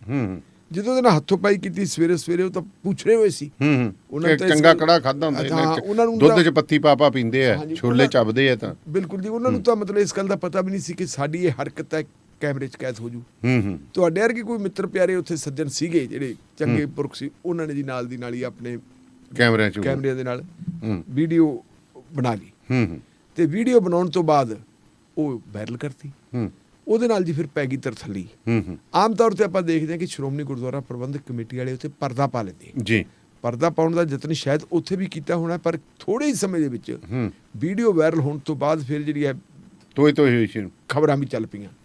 ਖਬਰਾਂ ਚੱਲਣ ਤੋਂ ਬਾਅਦ ਫਿਰ ਮਜਬੂਰੀ ਹੋ ਗਈ ਕਿ ਜੀ ਆਪਾਂ ਇਹਨਾਂ ਨੂੰ ਸਸਪੈਂਡ ਕਰ ਦਈਏ, ਤੇ ਉਹਨਾਂ ਦੋਨਾਂ ਨੂੰ ਸਸਪੈਂਡ ਕਰਤਾ। ਇਹ ਹੈਗਾ ਇੱਕ ਪੱਖ, ਪਰ ਸਵਾਲ ਇਹ ਪੈਦਾ ਹੁੰਦਾ ਹੈ ਵੀ ਅਜਿਹਾ ਕਿਉਂ ਹੋਇਆ? ਤੇ ਇਹਦੇ ਨਾਲ ਆਪਾਂ ਫਿਰ ਦੂਜਾ ਪੱਖ ਵੀ ਲੈ ਲਈਏ। ਮਲੇਰਕੋਟਲੇ ਦੇ ਕੋਲੇ ਇੱਕ ਪਿੰਡ ਹੈ ਜੀ, ਉਸ ਪਿੰਡ ਦੇ ਵਿੱਚ ਇੱਕ ਗ੍ਰੰਥੀ ਸਿੰਘ ਹੈ, ਤੇ ਉਹ ਗ੍ਰੰਥੀ ਸਿੰਘ ਜਿਹੜਾ ਹੈਗਾ ਬੀਕਰ ਸੈਕਸ਼ਨ ਨਾਲ ਸੰਬੰਧਿਤ ਹੈ ਜੀ। ਉਹ ਗ੍ਰੰਥੀ ਸਿੰਘ ਲੰਗਰ ਪਾਣੀ ਆਪਦਾ ਜਿਹੜਾ ਕਰਨਾ, ਉਹਨੇ ਚਲੋ ਉਹ ਇਕੱਠਾ ਵਗੈਰਾ ਉਹ ਵੀ ਘਰਾਂ ਚੋਂ ਕਰਦੇ ਹੁੰਦੇ, ਗਜਾ ਕਹਿੰਦੇ ਆਪਾਂ, ਜਾਂ ਡਾਲੀ ਕਹਿ ਦਿੰਦੇ ਆ, ਗਜਾ ਕਹਿ ਦਿੰਦੇ ਆ। ਤੇ ਦੂਜੇ ਪਾਸੇ ਉਹ ਗੁਰਦੁਆਰੇ ਦੇ ਵਿੱਚ ਵੀ ਕੋਈ ਸੇਵਾ ਪਾਣੀ ਕਰਦੇ ਰਹੇ। ਉਹ ਕਿਸੇ ਦੇ ਘਰੇ ਉਹਨਾਂ ਦੀ ਆਉਣੀ ਜਾਣੀ ਸੀ। ਕਈ ਵਾਰੀ ਪਤਾ ਨਹੀਂ ਕੋਈ ਗੱਲ ਹੁੰਦੀ ਹੈ ਕਿ ਨਹੀਂ ਹੁੰਦੀ, ਤੇ ਇਹ ਰੂਮਰ ਫੈਲ ਗਈ ਕਿ ਉਸ ਗ੍ਰੰਥੀ ਸਿੰਘ ਦੇ ਉਸ ਘਰ ਵਾਲੀ ਜਿਹੜੀ ਔਰਤ ਹੈ ਨਾ, ਉਹਦੇ ਨਾਲ ਉਹਦੇ ਨਜਾਇਜ਼ ਸੰਬੰਧ ਹੈ ਜੀ। ਔਰ ਫਿਰ ਉਸ ਗ੍ਰੰਥੀ ਸਿੰਘ ਨੂੰ ਅਗਵਾ ਕੀਤਾ ਗਿਆ। ਉਹ ਵੀ ਕਹਿੰਦੇ ਸਿਆਣੀ ਉਮਰ ਦਾ ਸੀ। ਉਹਨੂੰ ਚੁੱਕ ਕੇ ਘਰੇ ਲਿਜਾਏ ਗਏ। ਘਰੇ ਲਿਜਾ ਕੇ ਉਹਨੂੰ ਕੁਟਾਪਾ ਚਾੜਿਆ ਗਿਆ। ਗੁਰਦੁਆਰੇ ਦੇ ਜਿਹੜੇ ਮੁਹਤਬਰ ਬੰਦੇ ਉਹਨਾਂ ਦੀ ਮੌਜੂਦਗੀ 'ਚ ਕੁਟਾਪਾ ਚਾੜਿਆ ਗਿਆ, ਮੂੰਹ ਕਾਲਾ ਕੀਤਾ ਗਿਆ, ਤੇ ਨਾਲ ਫਿਰ ਉਹਨੂੰ ਕੰਪੈਲ ਕੀਤਾ ਗਿਆ ਕਿ ਉਹ ਪਿਸ਼ਾਬ ਪੀਵੇ। ਮਾਰੋ ਤੇਰਾ। ਜਦੋਂ ਉਹਨੇ ਪਿਸ਼ਾਬ ਨਾ ਪੀਣ ਵਾਲੀ ਗੱਲ ਕੀਤੀ, ਮੂੰਹ ਤਾਂ ਤੇਰਾ ਕਾਲਾ ਕੂਲਾ ਹੋ ਗਿਆ, ਤੇ ਉਹਦੇ ਮੂੰਹ ਦੇ ਉੱਤੇ ਫਿਰ ਪਿਸ਼ਾਬ ਪਾਇਆ ਗਿਆ। ਮੇਰੇ ਖਿਆਲ ਮੁਤਾਬਕ ਉਹਨੂੰ ਪਿੰਡ ਦੇ ਵਿੱਚ ਤੋਰਿਆ ਫੇਰਿਆ ਵੀ ਕੀਤੀ ਹੋਣੀ। ਇਹ ਗੱਲ ਵੀ ਜਿਹੜੀ ਹੈਗੀ ਹੈ ਸਾਡੇ ਧਰਮ ਨਾਲ ਰਿਲੇਟਡ ਆ। ਮੈਂ ਨਹੀਂ ਸਰਟੀਫਿਕੇਟ ਦਿੰਦਾ ਉਸ ਬਾਬੇ ਨੂੰ, ਪਰ ਇੰਨਾ ਵੀ ਤੁਸੀਂ ਕਿਸੇ ਨਾਲ ਨਹੀਂ ਕਰ ਸਕਦੇ। ਤੁਸੀਂ ਇੰਨਾ ਵੀ ਨਹੀਂ ਕਰ ਸਕਦੇ। ਤੇ ਜੇ ਉਹ ਬੰਦੇ ਦੇ ਵਿੱਚ ਕੋਈ ਔਗਣ ਸੀ, ਇਹਦਾ ਮਤਲਬ ਹੈ ਕਿ ਉਸ ਬੰਦੇ ਨੂੰ ਨੌਕਰੀ ਦੇਣ ਤੋਂ ਪਹਿਲਾਂ ਉਹਦੇ ਬਾਰੇ ਵਿਚਾਰ ਕਿਉਂ ਨਹੀਂ ਕੀਤਾ ਗਿਆ? ਉਹਦਾ ਪਿੱਛਾ ਕਿਉਂ ਨਹੀਂ ਪੜਤਾਲਿਆ ਗਿਆ? ਆਪਾਂ ਕੋਈ ਆਮ ਨਿੱਕੀ ਮੋਟੀ ਗੱਲ ਕੀਤੀ, ਤੁਸੀਂ ਘਰੇ ਇੱਕ ਨੌਕਰ ਰੱਖਦੇ ਹੋ, ਉਸ ਨੌਕਰ ਦੀ ਵੀ ਬੰਦਾ ਪੜਤਾਲ ਕਰਦਾ ਹੈ। ਤੇ ਜਿਹੜਾ ਬੰਦਾ ਗੁਰੂ ਦਾ ਵਜ਼ੀਰ ਹੈ, ਉਹਦੀ ਤਾਂ ਪੜਤਾਲ ਬਹੁਤ ਜ਼ਰੂਰੀ ਹੈ। ਪੜਤਾਲ ਤਾਂ ਬਹੁਤ ਜ਼ਰੂਰੀ ਹੈ। ਉਹਦੀ ਪੜਤਾਲ ਕਿਉਂ ਨਹੀਂ ਕੀਤੀ ਗਈ? ਖੈਰ, ਉਹ ਮਾਮਲਾ ਹੁਣ ਇੰਨੀ ਜ਼ਿਆਦਾ ਤੂਲ ਫੜ ਗਿਆ ਕਿ ਉਹਦੇ ਵਿੱਚ ਜਿਹੜਾ ਇਹਨਾਂ ਦਾ ਸਫਾਈ ਸੇਵਕਾਂ ਦੀ ਇੱਕ ਕੋਈ ਕਮਿਸ਼ਨ ਹੈ, ਸਫਾਈ ਸੇਵਕ ਕਮਿਸ਼ਨ, ਉਹਦਾ ਚੇਅਰਮੈਨ ਹੈ ਗੇਜਾ ਰਾਮ ਜੀ। ਗੇਜਾ ਰਾਮ ਵੀ ਕੱਲ ਆ ਗਿਆ, ਤੇ ਉਹਨਾਂ ਨੇ ਆ ਕੇ ਉਹਨੇ ਬਣਾ ਲਿਆ ਕਿ ਇਹ ਬੰਦਾ ਭਾਈ ਦਲਿਤ ਭਾਈਚਾਰੇ ਦੇ ਵਿੱਚੋਂ, ਤੇ ਇਹਦੇ ਨਾਲ ਬੇਇਨਸਾਫੀ ਹੋਈ ਹੈ। SC ST ਐਕਟ ਵੀ ਲੱਗਦਾ ਹੈ। ਖੈਰ, ਉਹਦੇ 'ਚ ਇਹ ਵੀ ਪੁਲਿਸ ਨੇ ਬੜੀ ਮੁਸਤੈਦੀ ਦੇ ਨਾਲ ਉੱਥੇ ਕੰਮ ਕੀਤਾ। ਅੱਛਾ। ਉਹਨਾਂ ਨੇ ਨਾਲ ਦੀ ਨਾਲ ਕਹਿੰਦੇ ਲਿਆਓ ਤੁਸੀਂ ਬਿਆਨ ਦਿਓ ਭਾਈ। ਉਹਨਾਂ ਨੇ ਬਿਆਨ ਦਿੱਤਾ, ਕੰਪਲੇਂਟ ਕੀਤੀ, ਉਹਨਾਂ ਨੇ ਬੰਦਿਆਂ ਦੇ ਖਿਲਾਫ ਕੇਸ ਰਜਿਸਟਰ ਕਰ ਲਿਆ, 2 ਬੰਦੇ ਗ੍ਰਿਫਤਾਰ ਵੀ ਕਰ ਲਏ ਜੀ। ਇੱਕ ਵਾਰੀ ਮਤਲਬ ਉਹ ਔਲੀ ਟਾਲਤੀ। ਹੁਣ ਇਹੀ ਚੀਜ਼ ਜਿਹੜੀ ਦਰਬਾਰ ਸਾਹਿਬ ਦੇ ਵਿੱਚ ਹੋਇਆ, ਇੱਥੇ ਵੀ ਹੋਣਾ ਚਾਹੀਦਾ ਸੀ। ਨਹੀਂ, ਦਰਬਾਰ ਸਾਹਿਬ ਦੇ ਵਿੱਚ ਜਿਨ੍ਹਾਂ ਲੋਕਾਂ ਨੂੰ ਇਹ ਡਿਊਟੀ ਦਿੱਤੀ ਹੈ, ਡਿਊਟੀ ਦਿੱਤੀ ਹੈ, ਉਹਨਾਂ ਬੰਦਿਆਂ ਦੀ ਇਹ ਜ਼ਿੰਮੇਵਾਰੀ ਬਣਦੀ ਹੈ ਕਿ ਉਹ ਠੀਕ ਤਰੀਕੇ ਨਾਲ ਡਿਊਟੀ ਨਿਭਾਉਣ।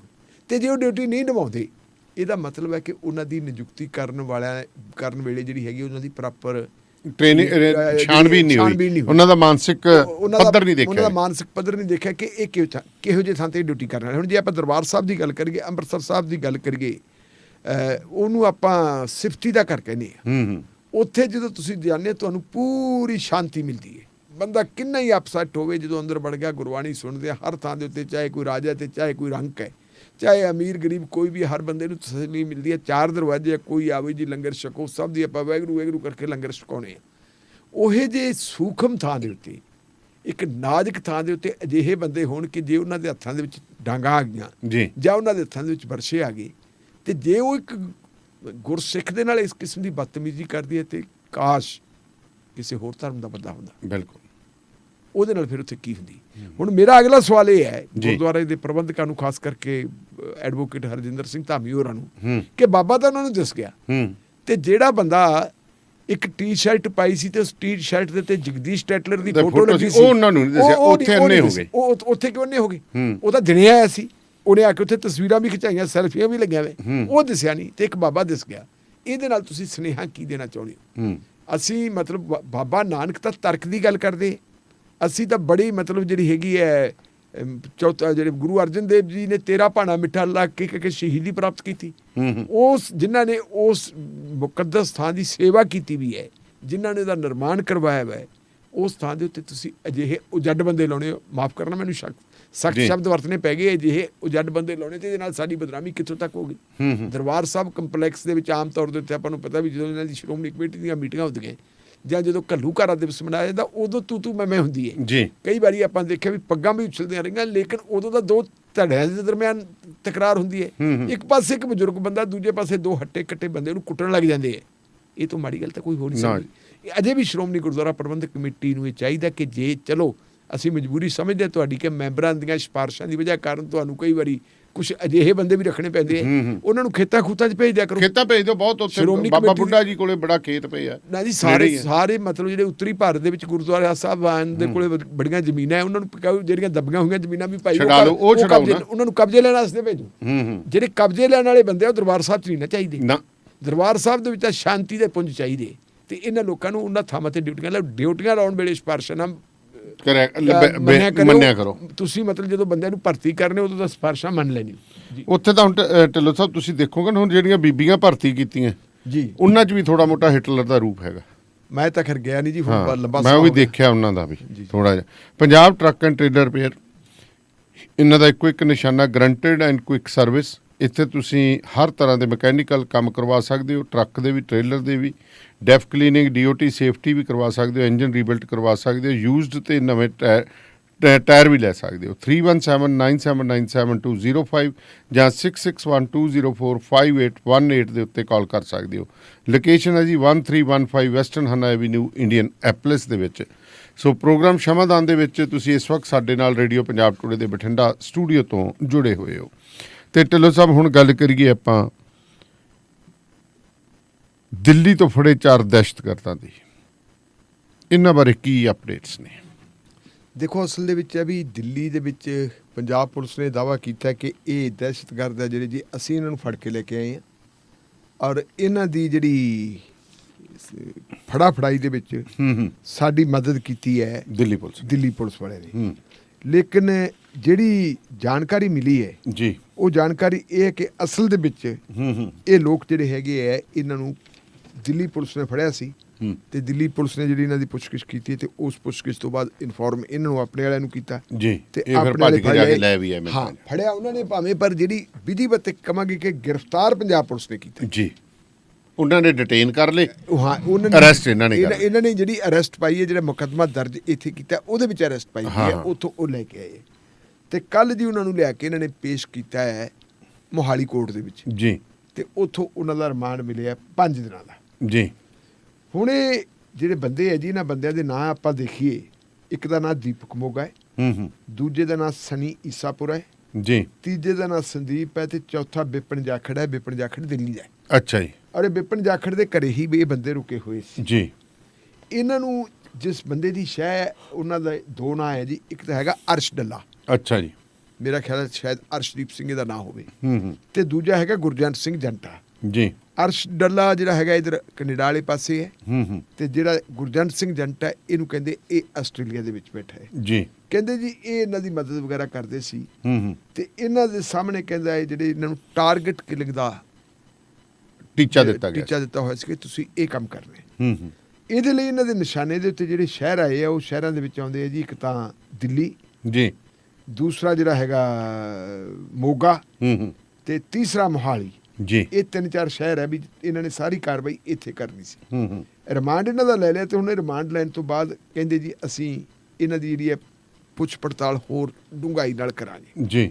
ਆਮ ਤੌਰ ਤੇ ਦਰਨੇਵਾਲੀਆ ਸਾਹਿਬ ਜਿਵੇਂ ਕਲੇਮ ਕਰਦੀ ਹੈ ਨਾ ਪੁਲਿਸ ਵੀ ਅਸੀਂ ਆਹ ਫੜ ਲਏ ਤੇ ਇਹ ਬੰਦੇ ਤਿਆਰੀ ਕਰ ਰਹੇ ਸੀ। ਹੂੰ ਕਈ ਵਾਰੀ ਮਤਲਬ ਹੁੰਦੇ ਕਿ ਬੰਦਿਆਂ ਦਾ ਥੋੜਾ ਜਿਹਾ ਜਿਹੜਾ ਹੈਗਾ ਝੁਕਾ ਕਿਸੇ ਪਾਸੇ ਹੁੰਦਾ ਹੈ, ਜੀ। ਲੇਕਿਨ ਜਦੋਂ ਪੁਲਿਸ ਦੀ ਉੱਪਰੋਂ ਸਖਤੀ ਹੁੰਦੀ ਹੈ ਹੂੰ ਕਿ ਗੈਂਗਸਟਰਾਂ ਨੂੰ ਫੜੋ, ਤੁਸੀਂ ਨਸ਼ਿਆਂ ਦਾ ਕਾਰੋਬਾਰ ਕਰਨ ਵਾਲਿਆਂ ਨੂੰ ਜੀ ਫੜੋ, ਜੀ।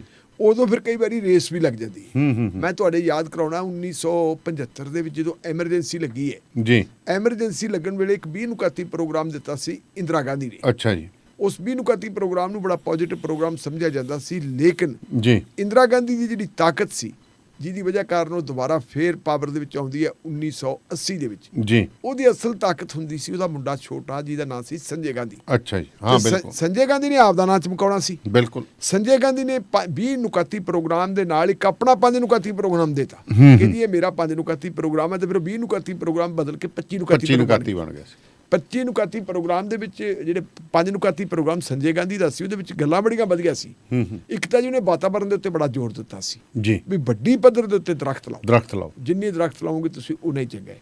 ਦੂਜਾ ਉਹਦਾ ਇਹ ਸੀਗਾ ਕਿ ਜਿਹੜਾ ਤੁਸੀਂ ਆਬਾਦੀ ਨੂੰ ਕੰਟਰੋਲ ਕੀਤਾ ਜਾਵੇ, ਤੇ ਆਬਾਦੀ ਨੂੰ ਕੰਟਰੋਲ ਕਰਨ ਵਾਸਤੇ ਉਹਨਾਂ ਨੇ ਇਹ ਗੱਲ ਕਹਿਤੀ ਸੀ ਵੀ 2 ਤੋਂ ਵੱਧ ਬੱਚੇ ਨਹੀਂ ਪੈਦਾ ਹੋਣੇ ਚਾਹੀਦੇ। ਆਮ ਤੌਰ ਦੇ ਉੱਤੇ ਵੀ ਕਹਿੰਦੇ ਜਿਨ੍ਹਾਂ ਦੇ 2 ਤੋਂ ਵੱਧ ਬੱਚੇ ਹੈ ਉਹਨਾਂ ਨੂੰ ਸਮਝਾਓ ਕਰੋ, ਤੇ ਉਹਨਾਂ ਨੂੰ ਤੁਸੀਂ ਹੋਰ ਪਾਸੇ ਹੀ ਸਮਝਾਉਣ ਲੱਗ ਪਏ ਸੀ। ਨਸਬੰਦੀ ਆਪਰੇਸ਼ਨ ਵਗੈਰਾ ਉਹ ਕਰਵਾ ਲਓ। ਅੱਛਾ, ਉਦੋਂ ਹੋਇਆ ਕੀ? ਫਿਰ ਡਿਊਟੀਆਂ ਲਾਤੀਆਂ ਜੀ ਪ੍ਰਸ਼ਾਸਨਿਕ ਅਧਿਕਾਰੀਆਂ ਦੀਆਂ। ਗਵਰਨਰ ਨੂੰ ਕਹਿਤਾ ਜਾਂ ਜਿਹੜਾ ਮੁੱਖ ਮੰਤਰੀ ਸੀ ਉਹਨੂੰ ਕਹਿਤਾ ਵੀ ਭਾਈ ਤੂੰ ਗਿਆਨੀ ਜੈਲ ਸਿੰਘ ਮੁੱਖ ਮੰਤਰੀ ਸੀ, ਵੀ ਕਰੋ ਜੀ ਇਹ ਕੰਮ ਜੀ। ਤੇ ਉਹਨਾਂ ਨੇ ਥੱਲੇ ਡਿਪਟੀ ਕਮਿਸ਼ਨਰਾਂ ਨੂੰ ਕਹਿਤਾ। ਡਿਪਟੀ ਕਮਿਸ਼ਨਰ ਨੇ ਸਾਰੀ ਸਰਕਾਰੀ ਮਸ਼ੀਨਰੀ ਤਪਾਤੀ। ਬਸ ਜਿਹੜਾ ਵੀ ਸੀ, ਭਾਵੇਂ ਉਹ ਕਿਹੜੀ ਮਹਿਕਮੇ ਦਾ ਸੀ, ਵੀ ਜਿਨ੍ਹਾਂ ਕੋਲ ਗੱਡੀਆਂ ਸੀ ਚੱਕ ਚੱਕ ਕੋਟੇ ਲੱਗੇ ਜੀ। ਕੋਟੇ ਲੱਗੇ ਵੀ ਭਾਈ ਤੁਸੀਂ ਐ ਕਰਕੇ ਤੇ ਆ ਕਰੋ, ਤੁਹਾਡਾ ਕੋਟਾ, ਤੂੰ ਇੰਨੇ ਆਪਰੇਸ਼ਨ ਇੱਕ ਹਫ਼ਤੇ ਦੇ ਵਿੱਚ ਕਰਾਉਣੇ ਜੀ। ਉਹ ਫਿਰ ਕੋਈ ਤਾਂ ਪੈਸੇ ਦਿੰਦਾ ਜੀ, ਕੋਈ ਮਿੰਤਰਲਾ ਕਰਦਾ, ਕੋਈ ਧੱਕੇ। ਹਾਂ, ਫਿਰ ਅਲਟੀਮੇਟਲੀ ਪੁਲਿਸ ਕੋਲੇ ਕੰਮ ਆ ਗਿਆ। ਪੁਲਿਸ ਤਾਂ ਫਿਰ ਉਹ ਇੱਕ ਮੇਰਾ ਖਿਆਲ ਸ਼ਾਇਦ ਭਗਵੰਤ ਮਾਨ ਹੋਰਾਂ ਦੀ ਸਕਿੱਟ ਸੀਗੀ, ਜਿੱਥੇ ਉਹ ਕਹਿੰਦਾ ਸੀ ਮੈਨੂੰ ਸਬਜ਼ੀ ਵੇਚਣੀ ਆਉਂਦੀ ਹੈ, ਪੁਲਿਸ ਵਾਲਾ ਸਬਜ਼ੀ ਵੇਚਣ ਲੱਗ ਗਿਆ ਸੀ ਸ਼ਾਇਦ, ਕਿਹੋ ਜਿਹੀ ਹਾਂਜੀ। ਹਾਂ। ਉਹ ਫਿਰ ਪੁਲਿਸ ਵਾਲਿਆਂ ਨੂੰ ਇਹ ਵੀ ਸਾਨੂੰ ਤਾਂ ਆਪਰੇਸ਼ਨ ਕਰਾਉਣੇ ਆਉਂਦੇ, ਤੇ ਉਹਨਾਂ ਨੇ ਜੀ ਫਿਰ ਫੜ ਕੇ ਪਿੰਡਾਂ ਦੇ ਵਿੱਚ ਤੜਕੇ ਹਨੇਰੇ ਤੜਕੇ ਜਾ ਕੇ ਛਾਪਾ ਮਾਰਦਾ, ਕੁਆਰੇ ਮੁੰਡੇ ਚੱਕ ਕੇ ਆਪਰੇਟ ਕਰਾ। ਤੁਹਾਡੇ ਯਾਦ ਹੋਣਾ ਇੱਕ ਸ਼ਬਦ ਅੱਜ ਕੱਲ੍ਹ ਗਾਇਬ ਹੋ ਗਿਆ ਆਪਣੀ ਪੰਜਾਬੀ ਦੇ ਵਿੱਚੋਂ, ਇੱਕ ਸ਼ਬਦ ਹੁੰਦਾ ਸੀ ਦਰਬੰਦੀ। ਦਰਬੰਦੀ ਪੁਲਿਸ ਦਰਬੰਦੀ ਕਰਦੀ ਹੈ। ਅੱਛਾ ਜੀ। ਉਹ ਦਰਬੰਦੀ ਦਾ ਮਤਲਬ ਕੀ ਹੁੰਦਾ ਸੀ? ਦਰਬੰਦੀ ਇਹ ਹੁੰਦੀ ਸੀ ਵੀ ਸ਼ਰਾਬ ਦੇ ਠੇਕੇਦਾਰ ਜਿਵੇਂ ਹੁਣ ਹਰਲ ਕਰਦੇ ਫਿਰਦੇ, ਇਵੇਂ ਨਹੀਂ ਹੁੰਦੇ ਸੀ ਉਦੋਂ। ਗੱਡੀਆਂ ਨਹੀਂ ਚੱਲਦੀਆਂ ਹੁੰਦੀਆਂ ਸੀ, ਇਹਨਾਂ ਦੇ ਕੋਲ ਟੀਮਾਂ ਨਹੀਂ ਹੁੰਦੀਆਂ ਸੀ। ਜਿਹੜਾ ਸ਼ਰਾਬ ਦਾ ਠੇਕੇਦਾਰ ਹੁੰਦਾ ਸੀ ਉਹ ਐਕਸਾਈਜ਼ ਵਾਲਿਆਂ ਨੂੰ ਦੱਸ ਦਿੰਦਾ ਕਿ ਮੇਰਾ ਜਿਹੜਾ ਠੇਕਾ ਫਲਾਣੇ ਪਿੰਡ 'ਚ ਹੈ, ਇਸ ਪਿੰਡ ਦੇ ਵਿੱਚ ਫਲਾਣੇ ਬੰਦੇ ਦਾਰੂ ਕੱਢਦੇ ਆ, ਸ਼ਰਾਬ ਕੱਢਦੇ ਆ, ਉਹਨਾਂ ਦੀ ਲਿਸਟ ਬਣਾ ਕੇ ਉਹਨਾਂ ਨੂੰ ਦੇ ਦਿੰਦਾ, ਤੇ ਫਿਰ ਉਹ ਪੁਲਿਸ ਵਾਲੇ ਡੈਰੀ ਦੇ ਦਿੰਦਾ, ਤੇ ਉਹ ਗੱਲ ਕਰਦੇ, ਫਿਰ ਉਹ ਲਿਸਟ ਲੈ ਕੇ ਤੜਕੇ ਮਤਲਬ 3-4 ਵਜੇ ਆ ਕੇ ਵੱਡੇ ਤੜਕੇ ਮਤਲਬ ਜਿਹੜੇ ਘਰ ਦੇ ਵਿੱਚ ਦਾ ਦਿੱਤਾ ਉਹਦੇ ਬਾਹਰ ਦੇ ਕੇ 2 ਸਿਪਾਹੀ ਬਹਿ ਜਾਂਦੇ, ਲਓ ਭਾਈ ਆਪਦਾ ਚਾਹ ਪਾਣੀ ਅੰਦਰ ਕਰ ਲਿਓ, ਬਾਹਰ ਨਾ ਨਿਕਲਿਓ ਕੋਈ। ਉਹ ਅੱਛਾ ਦਰ ਬੰਦ ਕਰ ਲੈਂਦੇ। ਉਹਦਾ ਦਰਬੰਦ, ਉਹਨੂੰ ਦਰਬੰਦੀ ਕਹਿੰਦੇ। ਫਿਰ ਮਤਲਬ ਵੀ SHO ਸਾਹਿਬ ਆਉਂਦੇ ਨਾਲ, ਐਕਸਾਈਜ਼ ਇੰਸਪੈਕਟਰ ਆਉਂਦਾ, ਫਿਰ ਉਹ ਘਰ ਜਾ ਕੇ ਤਲਾਸ਼ੀ ਲੈਂਦੇ, ਦੇਖਦੇ ਕਿਤੇ ਫੜ ਲੈਂਦੇ, ਫੜਾ ਲੈਂਦੇ। ਇਹ ਦਰਬੰਦੀ ਦਾਰੂ ਕੱਢਣ ਵਾਲੀ ਜਿਹੜੀ ਹੁੰਦੀ ਸੀ, ਫਿਰ ਦਰਬੰਦੀ ਕਰਤੀ ਉਦੋਂ 75 'ਚ ਆਪਰੇਸ਼ਨ ਵਾਲੇ ਮਾਮਲੇ 'ਚ। ਘਰਾਂ ਨੂੰ ਰੋਕ ਲੈਂਦੇ ਜੀ, ਕਿਉਂਕਿ ਮੈਂ ਵੀ ਬੜਾ ਐਕਟਿਵ ਸੀ ਉਦੋਂ, ਮੈਂ ਵੀ ਕਈ ਥਾਵਾਂ 'ਤੇ ਜਾ ਕੇ ਪੁਲਿਸ ਵਾਲਿਆਂ ਨਾਲ ਪੰਗੇ ਪੁੰਗੇ ਲਏ ਵੀ ਤੁਸੀਂ ਇਹ ਕੀ ਗਲਤ ਕਰਦੇ ਹੋ। ਉਹਨਾਂ ਨੇ ਫਿਰ ਬਹੁਤ ਧੱਕੇ ਨਾਲ ਇਹ ਕਾਰਵਾਈ, ਇਹ ਕੰਮ ਚਲਾਤਾ ਸੀ। ਇਸ ਤਰ੍ਹਾਂ ਮਤਲਬ ਚੱਲਣਾ ਸ਼ੁਰੂ ਹੋ ਗਿਆ ਸੀ। ਤੇ ਹੁਣ ਵੀ ਮਤਲਬ ਆਪਾਂ ਜਦੋਂ ਦੇਖਦੇ ਨਾ, ਮੈਂ ਹੁਣ ਇਹ ਮਿਸਾਲ ਤਾਂ ਦਿੱਤੀ ਹੈ ਵੀ ਜਦੋਂ ਕੋਟੇ ਲਾ ਦਿੰਦੇ ਜੀ ਕਿ ਜੀ ਹੁਣ ਆਪਾਂ ਸ਼ਰਾਬ ਦਾ ਵੀ ਖਾਤਮਾ ਕਰਨਾ ਹੈ, ਉਹ ਤੁਸੀਂ ਦੇਖੋ ਮੰਡ ਦੇ ਏਰੀਏ ਦੇ ਵਿੱਚ ਜਾ ਕੇ ਜੀ ਇੰਨੀ ਲਾਹਣ ਫੜ ਲਈ, ਆਪਣੇ ਆ ਲੰਬੀ ਵਾਲੇ ਇਲਾਕੇ ਦੇ ਪਾਸੇ ਜਾਂ ਆਪਣੇ ਆ ਬੀੜ ਤਲਾਅ ਜਦੋਂ ਆਉਂਦਾ ਵੀ ਨਸ਼ਿਆਂ ਦੇ ਖਿਲਾਫ ਕੋਈ ਮੁਹਿੰਮ ਸ਼ੁਰੂ ਕਰ ਦਿੰਦੇ, ਇੱਥੇ ਜਾ ਵੜਦੇ। ਪਤਾ ਸਾਰਿਆਂ ਨੂੰ ਵੀ ਇੱਥੇ ਗਰੀਬ ਗੁਰਬਾ ਵੱਸਦੇ ਆ, ਉਹਨਾਂ ਦਾ ਰੁਜ਼ਗਾਰ ਹੀ ਇਹੋ ਹੈ, ਉਹਨਾਂ ਕੋਲ ਕੋਈ ਹੋਰ ਉਹਦੀ ਪੀਣ ਵਾਸਤੇ ਵੀ ਕੱਢ ਲੈਂਦੇ, ਕੁਛ ਵੇਚਣ ਵਾਸਤੇ ਵੀ ਕੱਢ ਲੈਂਦੇ, ਫੜ ਕੇ ਉਹ ਆਪਦਾ ਕੋਟਾ ਪੂਰਾ ਕਰ ਲੈਂਦੇ। ਇਵੇਂ ਜਿਵੇਂ ਕਈ ਵਾਰੀ ਪੁਲਿਸ ਕੋਠੇ ਵੀ ਪੂਰੇ ਕਰ ਲੈਂਦੀ ਹੈ ਵੀ ਇਹਨਾਂ ਦਾ ਸੱਚਮੁੱਚ ਹੀ ਉਹਨਾਂ ਨਾਲ ਕੋਈ ਤਾਲੁਕ ਹੈ ਕਿ ਨਹੀਂ ਹੈ, ਇਹਦੀ ਪੜਤਾਲ ਕਰਨੀ ਚਾਹੀਦੀ ਹੈ। ਪਰ ਜਿਹੜੀ ਵੱਡੀ ਗੱਲ ਹੈ ਜੀ, ਜਿਨ੍ਹਾਂ 2 ਬੰਦਿਆਂ ਦਾ ਇਹਨਾਂ ਨੇ ਨਾਂ ਲਿਆ, ਚਾਹੇ ਅਰਸ਼ ਡੱਲਾ ਹੈ ਚਾਹੇ ਗੁਰਜੰਟ ਸਿੰਘ ਜੰਟਾ ਹੈ, ਉਹਨਾਂ ਨੂੰ ਲਿਆਉਣ ਵਾਸਤੇ ਕਹਿੰਦੇ ਜੀ ਪੁਲਿਸ ਬੜੀ ਮੁਸਤੈਦੀ ਕਰ ਰਹੀ ਹੈ। ਅੱਛਾ, ਹੁਣ ਇਹਨਾਂ ਦਾ ਦਾਅਵਾ ਹੈ ਕਿ ਜੀ ਅਸੀਂ ਇਹਨਾਂ ਤੋਂ ਕੁਝ ਗ੍ਰਨੇਡ ਵੀ ਫੜੇ ਹੈ ਔਰ 9mm ਦੇ ਪਿਸਤੌਲ ਤੇ ਨਾਲ ਕਾਰਤੂਸ ਵੀ ਵੱਡੀ ਮਾਤਰਾ 'ਚ ਫੜੇ ਹੈ। ਅੱਛਾ ਜੀ, ਕਹਿੰਦੇ ਜੀ ਇਹ ਵੈਪਨ ਹਨ ਜਿਹੜੇ ਇਹ ਪਾਕਿਸਤਾਨ ਦੀ ਆਰਮੀ ਕੋਲੇ ਹੁੰਦੇ ਹੈ। ਮਾਫ ਕਰਨਾ, ਮੇਰੇ ਕੋਲ 9mm ਤਾਂ ਆਪਣੇ ਤੁਰੇ ਫਿਰਦੇ, ਆਪਣੇ ਵੀ ਬਥੇਰੇ ਲੋਕ ਲਈ ਫਿਰਦੇ ਆ, ਕੋਈ ਖਾਸ ਗੱਲ ਨਹੀਂ। ਅਰਸ਼ ਡੱਲੇ ਦੀ ਇੱਕ ਸਟੇਟਮੈਂਟ ਆਈ ਹੈ, ਉਹ ਕਹਿੰਦਾ ਯਾਰ ਮੈਂ ਅੱਤਵਾਦੀ ਨਹੀਂ, ਮੈਨੂੰ ਕਿਉਂ ਐਵੇਂ ਮੱਲੋ ਮੱਲੀ ਅੱਤਵਾਦੀ ਬਣਾਈ ਜਾਂਦੇ ਹੋ, ਮੈਂ ਕੋਈ ਅੱਤਵਾਦੀ ਨਹੀਂ ਹੈਗਾ, ਮੇਰਾ ਨਾਂ ਐਵੇਂ ਲਈ ਜਾਂਦੇ ਆ। ਸਿੱਧੀ ਪੱਧਰੀ ਗੱਲ ਹੈ ਕਿ ਮੇਰੇ ਬੰਦੇ ਹੈਗੇ, ਮਿੱਤਰ ਪਿਆਰੇ ਆ ਮੇਰੇ, ਜਿਨ੍ਹਾਂ ਨੂੰ ਅਸੀਂ ਕਹਿੰਦੇ ਚਲੋ, ਉਹ ਕਹਿੰਦੇ ਵੀ ਸਾਡੇ ਤੇ ਕੋਈ ਜੇ ਧੱਕਾ ਕਰਦਾ ਸਾਡੇ ਬੰਦੇ ਵੀ ਕੁਝ ਕਰਦੇ। ਇਹਨਾਂ ਦੇ ਕੋਲੋਂ ਕਹਿੰਦਾ ਵੀ ਥੋੜਾ ਜਿਹਾ ਸਮਾਨ ਤਾਂ ਫੜਿਆ ਗਿਆ, ਜਿੰਨਾ ਪਾਇਆ ਉਹਨਾਂ ਨੇ, ਇਹਨਾਂ ਕੋਲੇ ਗ੍ਰਨੇਡ ਗਰਨੂਡ ਹੈ ਨਹੀਂ ਸੀ। ਮੈਂ ਇੱਥੇ ਕਿਤੇ ਸਮਝਦਾ ਬੰਦੇ ਦੀ ਕੁਛ ਤਾਂ ਇਮਾਨਦਾਰੀ ਹੈਗੀ ਹੈ ਨਾ। ਆਪਣੇ ਉਹ ਕੱਲ ਵਾਲੇ ਕਿਹੜੇ ਸੀਗੇ ਐਮਐਲਏ ਸਾਹਿਬ, ਜਿਵੇਂ ਐਮਐਲਏ ਸਾਹਿਬ ਪਠਾਨ ਮਾਜਰੇ ਸਾਹਿਬ ਨੇ ਕਹਿੰਦਾ ਵੀ ਮੈਂ ਤਾਂ ਦੋਸ਼ੀ ਹਾਂ ਭਰਾਵੋ, ਮੈਂ ਤਾਂ ਮੰਗਦਾ ਮਾਫੀ, ਤੇ ਆ ਜਿਹੜੇ ਦੁੱਧ ਧੋਤੇ ਇਹਨਾਂ 'ਚ ਕੋਈ ਸਹੁੰ ਪਾਵੇ ਜਾ ਕੇ ਵੀ ਉਹ ਮੇਰੇ ਵਾਲਾ ਕੰਮ ਨਹੀਂ ਕਰਦੇ। ਉਵੇਂ ਜਿਵੇਂ ਉਹਨੇ ਮੰਨ ਤਾਂ ਇੰਨੀ ਤਾਂ ਵਿਚਾਰੇ ਨੇ ਗੱਲ ਮੰਨੀ ਹੈ ਨਾ ਵੀ ਬਾਈ ਬੰਦੇ ਸਾਡੇ ਹੈਗੇ, ਪਰ ਆ ਜਿੰਨਾ ਤੁਸੀਂ ਪਾਈ ਜਾਂਦੇ ਮਾਮਲਾ ਉਹਨਾਂ ਨਹੀਂ ਸਾਡਾ ਕੁਛ ਹੈਗਾ। ਸੋ ਇਹ ਵੇਖਦੇ ਆ ਜੀ ਆਪਾਂ ਅਗਾਂਹ ਜਾ ਕੇ ਅਗਲੇ ਦਿਨਾਂ 'ਚ ਕੀ ਹੁੰਦਾ, ਕਿਉਂਕਿ ਇਹੋ ਜਿਹੇ ਕੇਸਾਂ 'ਚ ਆਮ ਤੌਰ 'ਤੇ ਆਪਾਂ ਦੇਖਿਆ ਬੰਦੇ ਫੜੇ ਜਾਂਦੇ ਹੈ, ਉਹਨਾਂ ਦੇ UAPA ਵੀ ਲੱਗ ਜਾਂਦੀ ਹੈ, ਲੰਬਾ ਸਮਾਂ ਅੰਦਰ ਰਹਿੰਦੇ ਹੈ, ਪਰ ਕਨਵਿਕਸ਼ਨ ਰੇਟ ਬਹੁਤ ਘੱਟ ਹੁੰਦਾ, ਉਹ ਫਿਰ ਬਾਅਦ ਬੰਦੇ ਬਰੀ ਹੋ ਜਾਂਦੇ ਜੀ। ਸੋ ਕਿਸੇ ਤਰ੍ਹਾਂ ਦੀ ਵੀ ਤੁਸੀਂ ਟੈਕਸਿਸ ਸੰਬੰਧੀ ਕੋਈ ਸੇਵਾਵਾਂ ਲੈਣੀਆਂ ਜਾਂ ਅਕਾਊਂਟਸ ਦੇ ਲਈ ਹੈ ਜਾਂ ਬੁੱਕ ਕੀਪਿੰਗ ਹੈ, ਤਾਂ ਇੱਕੋ ਇੱਕ ਤਸੱਲੀ ਬਖਸ਼ ਅਦਾਰਾ ਜੀ ਐਕੂਰੇਟ ਅਕਾਊਂਟਸ ਐਂਡ ਟੈਕਸਿਸ।